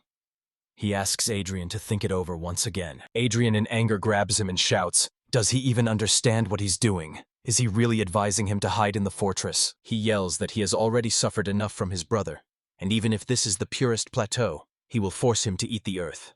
And this nameless one has no right to order him around, even if he is an emperor. He sharply pushes him and says that if everything is clear, then let him go to his place. He quietly gets up and asks for forgiveness. At this moment, Adrian says loudly that God himself supports them, so they should not lose their fighting spirit. Oscar leaves, thinking that Adrian won't survive. Hercules will definitely win. Something needs to be thought of to get their army out. 3 days have already passed since the battle between the army of Hercules and the army of Adrian. Both sides finished building fortifications. During this time, Hercules' army was not provoked by anyone. No archer released an arrow. No one threw stones. The war was about to begin, but on the battlefield everything remained calm. On the outpost of Hercules' army, Carolina Gallionis looks around. Panther Dallio surveys the area and reports that the enemy has approximately 30,000 people. He says they are well prepared. Heracles thinks it's nonsense, but these people remain aristocrats. For them to gather such an army is no problem. In this empire, not only the emperor has his own army, but also the noble families have their own warriors. If this empire is compared to another, it looks very unreliable. Even if the robbers are driven away once, it will not be possible to get rid of them completely. Most people who have property can usually protect themselves. That's why it's easy to understand why wealthy people hire guards. Unlike mercenaries, for example, like Panther Dalliotes, aristocrats have long had various possessions in different places. The main estate has its own vassals, the branches of the genus have their own, and those have others, and so on. According to Hercules, if they unite their strength, they can get a very powerful army. He sighs and says that it's precisely because of this that he doesn't like aristocrats. Everything is decided by family, and power is passed down through inheritance. He says that blood ties are a great force that appears out of nowhere, and to reject such a force is the same as rejecting a God-given talent. Panther Dallio smiles and says that it concerns Hercules as well. Hercules agrees and confirms that it's true, but these family ties become just a red flag if they start to spoil. The noble blue blood loses its value. He suggests returning these ties to God, just now and here. Hercules asks someone below what they would say if they disagreed. People of a different race approach them. Galfus Gallionis wonders if the Bulgarians are supporting the enemy. He doesn't understand what they're doing here. Hercules descends and says that it was he who summoned them. He says the Bulgars are true masters of action, but their advantage disappears on the open battlefield. He wonders why they decided to attack openly, so he sent a messenger to them. Hercules says that what now stands before them is living proof of this. He addresses them in their language and wonders what they, young Vugaronians, can tell them. He replies that it's strange how he knows their language. Further, he says, if you try, it's not that hard to find a personal teacher. He smiles and says he will be a good friend and ally. It is not fitting for an emperor to be ignorant of their language. Does he really think that? A general approaches him and asks if he is really the emperor of Lemuria. Expressing surprise that he is so young, Hercules calls him to his tent, and Galphus tells Galleon that from now on everything depends on him. Galphus Gallionis bows and obeys him. Hercules tells the general that this time he can pretend he didn't see anything. The general doesn't understand what's going on and comes closer. Hercules proposes to make a deal. The general sits down. It's clear that he's nervous. Hercules hands him the document and says that the agreement has 4 main parts. Union. It is forbidden to attack or open official trade routes. The king of Bulgaria is obliged, at the request of the emperor of Lemuria, to send his troops. Lemuria pays a tax to Bulgaria every year. He reads this and asks what it is. Hercules says that they are a nomadic people. If they continue to refuse agriculture, life is unlikely to improve, and eating only meat is not the best option for health. To start farming, you need equipment, grain, and other things. And to get all this, you will have to either steal or start trading. They decided to take advantage of the struggle for the throne to take everything they needed. But if Adrian doesn't sit on the throne, did they really think that Hercules would go on a compromise with them? They start to wonder. Hercules says they are allies. They think they just made a mistake. They are curious about how well he can predict their actions. The general in a panic says he understands everything. He will sign the agreement, and Bulgarin will no longer participate in this war. The general is afraid of this man, unlike his predecessor. He feels a strong pressure. He sees a gaze that seems to know everything about him. Hercules shows the document and says that now they have a contract. After that, he asks his Bulgarian friends to disappear. The general understands that if he does something wrong, Hercules can simply eat them. Adrian panics and doesn't understand what the Bulgar army is planning. He orders them not to even think of breaking their stubbornness. A soldier approaches him and says he has a message from a messenger of Bulgaria. He reports that Bulgaria has entered into an agreement with the Lemurian Empire and is withdrawing from the war. Adrian severely beats the soldier and yells at him, cursing and blaming the nomads for being untrustworthy. He continues to beat the soldier and shouts that everyone wants to betray him. But he doesn't understand why and for what. He eventually calms down, notices that the soldier is unconscious and breathing heavily, and then starts smiling. He gets up and, with a trembling voice, says that everything is fine, and everything becomes even more interesting, because God is on his side. It's just a test, after which he will take the throne. He mutters to himself that the difference is always 10,000. It's a trifle. He is confident that he can defeat Hercules. Excitedly, he repeats to himself what Mr. Biddle said. The future of Lemuria depends on him, so he simply has no right to lose. He says it's time to stop throwing stones, time to pick up guns. It's at this moment that the soldier gets up. Hercules from a distance sees the Bulgarians and says that it seems they have fulfilled part of their agreement. He believes that this is good, as unlike the personal armies of aristocrats, which are difficult to manage, the Bulgarian army is national, and its management has reached a new level. Now the main obstacle has been overcome. Hercules draws his sword and says it's time to fight. He orders all his men to take their positions. Hercules shouts to destroy the merchants, and Adrian cries out that they must kill the false emperor, for God is on his side. The attack begins. Archers and crossbowmen simultaneously release arrows. The entire sky is covered with multicolored arrows. The warriors do not stop and continue to advance. A war is on, with hundreds of arrows whistling through the air. The crossbowmen shoot without stopping, relying on the help of the wind spirits. They were ordered to dance in the wake of the arrows. Hercules notices this from afar and orders the heavy cavalry to move forward. There, one of the soldiers gives everyone a signal. Carolina Gallionis, together with her uncle, rushes forward. Adrian realizes what the signal is and shouts to his warriors to stand aside and smash the enemy cavalry. The soldiers obey and go on the offensive. One soldier steps forward and asks the wind to protect him, wishing death to the warrior of the false emperor who stands before him. During the battle, the warriors once again turn to the wind spirits for help, to demonstrate the power of their empire. The galleon Galphi is rushing forward at great speed. Fire is burning behind it. Enemies in horror watch this and fear their fate. As soon as Gallionis Galphi passes by these soldiers, nothing remains of them except ashes. Galpha laughs and calls them weak. Galphus Gallionis declares to all that no one will be able to withstand his mighty stride. At this moment, the soldiers call Caroline and Edmund traitors, servants of the fallen emperor. Edmund tells Caroline that he will go ahead. She gets scared and asks again what he is going to do. He replies that he hasn't left the battlefield in a long time, so he wants to move around a bit. Caroline Gallionis moves away from Edmund. Those soldiers rushing towards them shout, "The girl is running away! Let someone deal with the old man and then chase after her." Edmund looks confidently at his enemies and says it's sad. In his opinion, a person can't be called old just because they've lived a little longer than others. The soldiers look at him in amazement, not understanding what he is talking about. Edmund, noticing their indecision, says that he will then start with them. He summons his spirit and Ramalia and tells him to show these ignoramuses a place, telling about these soldiers. His spirit is a woman in a hat with patterns on her face. Suddenly, a dark force covers several soldiers and completely immobilizes them. But they do not understand what is happening, because in one moment, their weapons disappear right from their hands, and they cannot move. The summoned spirit of Edmund, Andromalius, has the ability to randomly and within a certain radius steal things from people, but no more than from 300 people. The enemies ride on horses and suddenly notice that they have neither a spear nor a helmet. They demand that all this be returned to them. Then Carolina Galliones rushes towards the soldier, who confusedly asks her to stop, because he has no weapon. Carolina summons her spirit, Elegus. She destroys a crowd of enemies along with Eligos in one blow, and exclaims that it hurts her even to look at them. She screams at Edmund that it's her turn now, and he thinks it's cool since she's made a contract with the strongest spirit, Eligos. Carolina Gallionis is a great night witch, and he's happy to fight alongside her. Suddenly, he notices lace underwear in his hand, looks at Caroline, and awkwardly falls silent. He irritably says they'll return them after the fight, and Ramalia usually steals weapons and armor.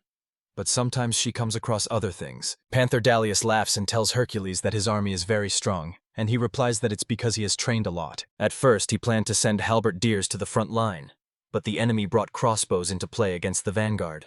Sending halberdiers there, even with shields, no longer made sense. Hercules admits that he still wanted to try it, but he gave up on the idea. Panther Dalios says it was a wise decision, and is confident that opportunities will still arise. Panther Dalios asks where Titus is. Hercules points with his finger to the side and says that he is there. Until the crossbowmen stop shooting, a huge tiger spirit suddenly appears before them. The crossbowmen feel its pressure and fear, screaming in horror, not understanding what this monster is. And Tit stands next to the soldier and says that it's wonderful. Let it destroy them all. He holds a brush, stands by the canvas, and adds that he is satisfied with his creation. Two soldiers stand next to Titus and ask him to hide his head because arrows are flying. They cover him with shields, and Titus asks them to protect him even more. He takes a brush, calls Decambria, and says they are starting a new job, with a bright flower hovering beside him. The spirit of Titus, Decabran. The juices that come out of him bring paintings to life. That is, everything he draws begins to come to life. Titus says the next one will be a bird. Let it tear the merchants with its claws. Thus appears a two-headed bird that flies into the attack. Titus shouts to the eagle to fly forward, calling it a wonderful creature. The eagle claws at the enemies with its talons, not letting them fight. Titus smiles and says that he hasn't addressed the spirit in a long time, and although he is tired, his paintings turn out simply wonderful. For him, there's nothing better than bringing his works to life. Suddenly, an arrow hit the eagle's wing, and a hole appeared there. Titus spoke awkwardly. He had been told to hide better. The enemies notice that the animals are made of paper. The second enemy smiles and says that if these are just paper dolls, then there won't be any special problems. Titus, of course, hears these words. He starts screaming. Is he laughing at his own art? If so, then let him die. He often draws animals, and Dalius's panther from afar worries if everything will be okay with him. Hercules replies that Titus is in a good mood, but he won't last long like that. He thinks that will only be enough for a few paintings. At this moment, Adrian sees everything that is happening and calls Hercules a false emperor, not understanding how he can defeat them at all. He understands that Edmund himself is not a threat, but this impudent Carolina Gallionis constantly interferes with them. He orders to kill Titus at least. After all, he can't even use the spirit anymore, so what's the point of him being alive? He cries that the crossbowmen will not last long, so he gives the command to everyone to move forward and attack, and this order is heard by everyone. Hercules sees it all from afar and exclaims that their infantry has started to move, so they also need to act. He orders Titus to be led to the fortress, and the crossbowmen to disperse and retreat. He shouts to the halberd-wielding guardsmen to move forward. Hercules tells Panther Dalios that, as agreed, there's no need to worry about the right flank because he knows what he's doing. He responds that everything is under control. Hercules departs from the main fortress and says that it's time to see his brother's foolish face. He can't wait any longer. Adrian from afar says that his drums have already gotten to him. He has no idea what Hercules has planned. A simple and clear strategic map of the two sides is described. The battle is already on the home stretch. Hercules orders the archers to retreat alternately from both sides, and the gladiators to cover their retreat and not let the enemy pass. Panther Dalius orders the archers to run forward and the halberdiers to stay in formation. The spearmen must hold the flanks and help maintain order, but the enemies begin to advance, and a crowd of warriors blocks their way, and they realize that they will not be able to go further. Hercules, through the spirit, turns to them and advises to preserve the strength of his army and not to let people move further. Adrian is angry and does not understand what these fools are doing. He orders the light cavalry to go to the defense of the infantry. They obey and ride forward. The galleon sees everything and screams that it will not allow this.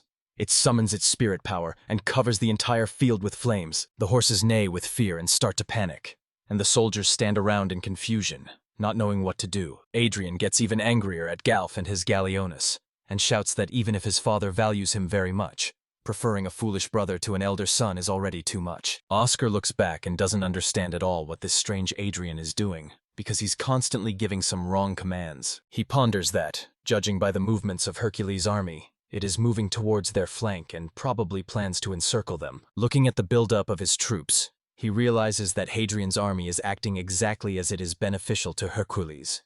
In this case, they will definitely lose. He clenches his fist and does not know what to do next. Suddenly, a warrior falls beside him, arrows flying towards him, but Oscar covers him with his shield. The warrior is surprised, and Oscar asks if he can get up now. Who allows him to do this? And he gets up from the ground. He realizes that there are many simple soldiers and Aemon family subordinates here. He cannot allow the Aemon family's affairs to be ruined here. He believes he must save everyone. He shouts to his warriors that they must return alive. He moves forward. Adrian looks on and doesn't understand what's happening. The soldiers aren't advancing, but the enemy isn't rushing to move forward either. The fight continues. One of the warriors loses a leg, and Adrian notices how another one slipped past him. He doesn't understand anything at all. Even the shooters don't shoot, and Adrian doesn't know where they're heading. Then he looks closely, sees that the soldiers are just passing by, and he starts to panic and feel horror. He immediately cries out that it cannot be so, because it is a construction. He cries out that it is bad, and orders the soldiers to retreat. But then, out of the blue, Gelphus Galionis Carolina himself approaches the soldiers, catching everyone off guard. Adrian freezes in fear and remains silent. Hercules learns that the light cavalry has already been dealt with. He responds that it's good and seems like Adrian has finally understood everything. Once upon a time, a long time ago, there lived an old general who was said to have traversed mountain ranges, crossed a subcontinent, cornered an empire of lemurs, and gained fame for his masterful strategy. Many have tried to use this winning strategy, but without a genuine understanding of its essence, all have failed. This strategy is based on several important details: the difference in the number of horsemen, the combat strength of the warriors, and the presence of a very experienced commander. Success is possible only when all three conditions are met. The use of incredible tactics based on the speed of army movement brings wonderful results. This is indeed a strategy worth remembering for a lifetime. All of this suggests that the enemy has completely surrounded them. Adrian's warriors realize with horror that they have been trapped. Adrian shouts to everyone to break through the defense faster. He is about to attack the enemy archers. The fighters are confused, and Hercules lowers his hand, gives the command to advance. The warriors are shot with arrows, and they all die in agony as the arrows pierce their bodies. Adrian helplessly falls to the ground and groans that this cannot be. He painfully realizes that his army has perished. The tactic of complete encirclement almost always brings victory, but achieving this is extremely difficult. First and foremost is the difference in numbers that can be achieved if the Bulgarian cavalry is removed, as it was the real threat. They managed to get the Bulgarians off the battlefield without losses or awards, and that's exactly what Hercules had hoped for. Fortunately, they broke contracts with mercenaries, increased the empire's standing army, and trained them well. Previously, the Lemurian imperial army had a very hard time, as they had to rely on unreliable mercenaries to defend against the Bulgars. Hercules was able to do this in the Circleman strategy, only because he carefully chose his generals. It is very important to choose the right weapon for this battle. They will not be able to outsmart the enemy if they only have spears. The same will be if everyone is given halberds. It will not be possible to defend against all enemy warriors. You need to choose the best weapon to become stronger. And the last piece of this puzzle is Panther Dalius. At this point, Hercules cannot on his own give complex orders to an army of 20,000 men. It cannot be denied that it is for this reason that he handed over half of the army to be commanded by another. so that they could use encirclement tactics, building an army from scratch, enhancing the combat capabilities of the troops, and removing foreign forces from the battlefield. All of this enables experienced generals to fully control the situation. The warriors surrender and beg for mercy, promising to pay any amount they are asked. One constantly claims to serve one of the 77 sacred nobles. If he dies, their clan won't be silenced. But he is killed in an instant, just like all the others. They are closing in with shields. Someone is asking not to push. Thinks that if they can't break out of the encirclement, they need to do something. One is shouting that if Adrian is really of noble birth, then let him negotiate with Hercules. Everyone is in a panic, pushing each other, not understanding themselves who they are fighting for. Hercules smiles, then laughs loudly and asks if they notice what they feel but do not see with their eyes. He yells at Adrian. He shouts that he is very grateful to him for this. It is thanks to him that he can personally repeat this incredible legendary strategy. He is grateful that he was allowed to be the younger brother.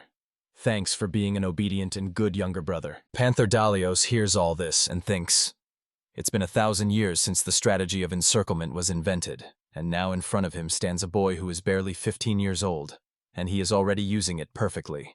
Many have tried to repeat this and failed, but he succeeded. He thinks that elves on average live 200 years, so he has 185 years of life ahead of him. This makes him smile. He says he's looking forward to the future. Heracles hears this over the comms and asks him to repeat what he just said. Panther Dalius responds that it's nothing important. He just thought out loud. Panther Dalius says that now it remains only to cut off their path so that they do not break through. He asks Hercules not to remove the protection. Hercules responds that he understands this. He says that it is still hard to maintain the right strategy in the environment. It's like pouring water into a skin up to the brim. This is what Panteradaliu says.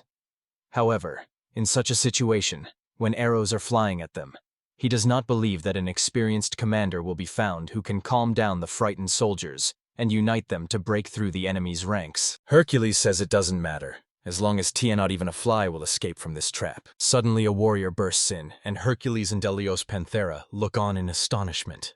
It's Oscar, who declares that the Almond clan won't be losing today. He shouts to everyone to move forward. Everyone obeys and follows him. Hercules' warriors shout to hasten the formation and not let anyone escape. Hercules phones Panther Dalios and asks if he can break through the encirclement on his own. He replies that if he's lucky, he'll get out alive, but his chances are only 1 in 100. Hercules says he understands him, but thinks his chances are 1 in 10. He says that this very thing did not affect the outcome of the battle. Moreover, it could have ruined his reputation. Panther Dalios laughs and adds that even the great general of the imperial army of Lemuria several times left the battlefield. There is nothing shameful in this. Hercules smiles and tells Panther Dalius to watch closely, as it seems they have just discovered yet another incredible talent. Most of the nobility, led by Hadrian, perished under a hail of arrows, trapped in a ring of Hercules' troops. Those who commanded the mercenaries but stayed behind, did not take part in the battle, and did not collect money for the army, were all arrested by Christopher's people. As for Adrian, the leader of the rebellion, Edmund found only his helmet in the fortress. Nothing else was left of him. Adrian arrived in Bulgaronia to ask them for asylum. All present look at each other in surprise. They do not believe it. Now Adrian is being held by soldiers. He screams, asking them to understand everything, asking them to release him. He asks what they have planned. Adrian speaks his language and demands that they also speak to him clearly. The Bulgaronian replies that even if that's so, he himself knows what's going on. When Adrian sought refuge in the kingdom of Bulgaron, he was arrested and brought to trial in Lemuria. Hadrian's plan to seize power completely failed. His army suffered a defeat, and so, the traitor of Hadrian's throne appeared before him, kneeling and with bound hands. Before him stand Christopher, Caroline Gallionis, Halphus Gallionis, and Hercules himself. On the 3rd day after the suppression of the uprising, Adrian, the leader of the uprising, along with another 100 participants, will be sentenced for their crimes. Hercules demands that one of the aristocrats briefly and clearly explain why he took part in the uprising. He replies that in this way he wants to protect Hercules from the dangers that may arise from within. Hercules says, if that's so, then let him explain why he proclaimed Adrian emperor. He gets scared, starts hesitating what to say. Hercules smiles and says it's because he's been held back. He agrees with this astonishment. Hercules says that the aristocrats who had more power and authority than him cheated him, took his wealth and warriors for themselves, and he does not even know who is responsible for this. He thinks and can't believe it. Hercules says that although it looks like a deception, in fact, he is not deceiving. He understands what it leads to and screams that everything is fine. He was just cheated. Hercules asks who did it. He starts saying that he was deceived by a traitor. Then he begins to stutter and clearly does not know what to say next. Galphius Gallionis understands that he just wants to wriggle out and shifts the blame to more influential aristocrats. If he is so afraid for his life, it's better to join his majesty now than to fall to his knees. Hercules says that if he is indeed involved in the uprising, he and his family will be put to death. But his family has served Giuliano for many years, and he can't just ignore that. Hercules says that as the head of the family, he himself gave 30 years of hard labor. He is going to personally take care of his family, vassals, and their families. All of them. He bows low and thanks sincerely. He will never forget this kindness until the end of his days. He is led away. Hercules says that he will never forget his words, but he is sure, in 3 years, no one will even mention it. He calls the next one and asks if he was also deceived. He asks the same question to all the other minor aristocrats in order to get a legitimate reason to mitigate the sentence. Several such reasons were collected. It is impossible to simply take and execute all the aristocrats. During the uprising, many noble families were destroyed. Over time, their power completely faded away. After the loss of power, an opportunity will arise for the younger clans, which will certainly take advantage of this opportunity, and, having gained influence, will take the place of the great clans that have lost their strength. As Hercules already said, after losing influence, the nobles no longer threaten imperial power. During the uprising, they lost everything. Even without his intervention, only the name of their power remained. Therefore, imprisonment, fines, and forced labor are a completely fair decision. Hercules names the next reason, an elf nobility. He understands the situation he is in and is confident that they will not dare to pass a death sentence on him. Why is that? Because he apologized and thinks he is right. And even if all those present in court are the emperor's protégés, there will still be those among them to whom he owes something. With their support, he will be able to get out of the water dry. Feeling safe, he realizes that in such a situation, Hercules will have to act decisively. Hans is a self-confident fool. He starts to say something, but Hercules interrupts him and says that several charges have been brought against Hans. Hans does not understand what is being talked about. Hercules informs Hans that he is to be stripped of his imperial rights and is no longer a nobleman. Hans is horribly frightened and had not expected such a decision. Hercules says that he will be lonely for the rest of his life, and after his death, his body will be burned. He begs to be pitied and waited for, but Hercules wants his suffering to last forever. Hans screams to do something wrong. He can't do that. He's a nobleman. How can he be treated like a commoner? Better to kill him. Just kill him. Let him die with honor. Hercules summons the next one. From the very beginning, his main goal was the top of the nobility. In short, he wanted to punish the influential supreme nobles by transferring the blame for the actions of the lower aristocracy to them. He achieved that no one in the court dared to argue with his decision. In addition, the nobles who had to surrender their allies are unlikely to want to oppose him in the future. To start a rebellion is too risky, as one can lose their life. Even if he wants to unite with other families, the main thing is for the younger ones to fully understand the situation. He imprisoned and confiscated the property of minor nobles, and of the influential ones, he simply stripped them of their titles, thus managing to get rid of several dozen influential families in the Lemurian imperial court. Finally, the main culprit of all this celebration, Adrian, approaches them. Christopher immediately pushes him, and he falls face down. He wants to object, but everyone immediately forces him to be silent, reminding him that it is the emperor himself in front of him. Hercules smiles at him and says that it's been a long time since they've seen each other, calling Andrian his older brother. He asks when they last spoke in person, or maybe this is their first meeting altogether. Hercules says that he only heard about it from his friend, Lord Dominic. He wonders if it was his idea to poison the turkey. He says that it was thanks to this that he first saw how the poison affects silver, which impressed him. The dish itself, he says, was also wonderful, and in his opinion, the combination of salty melon, sweet tomatoes, and poison is something incredible. He says he hasn't eaten this, so he doesn't know for sure. He adds that the battle on the plain will surely go down in history, particularly due to the use of the tactic of complete encirclement, and he is even ready to bet that in a few hundred years, only he has managed to successfully apply such a strategy. Hercule asks him if he even realizes that before the Balgaran cavalry left the battlefield, they had a wonderful chance to win. In an open battle with the support of the Balgarans and the mercenaries they gathered, it would have been possible to win.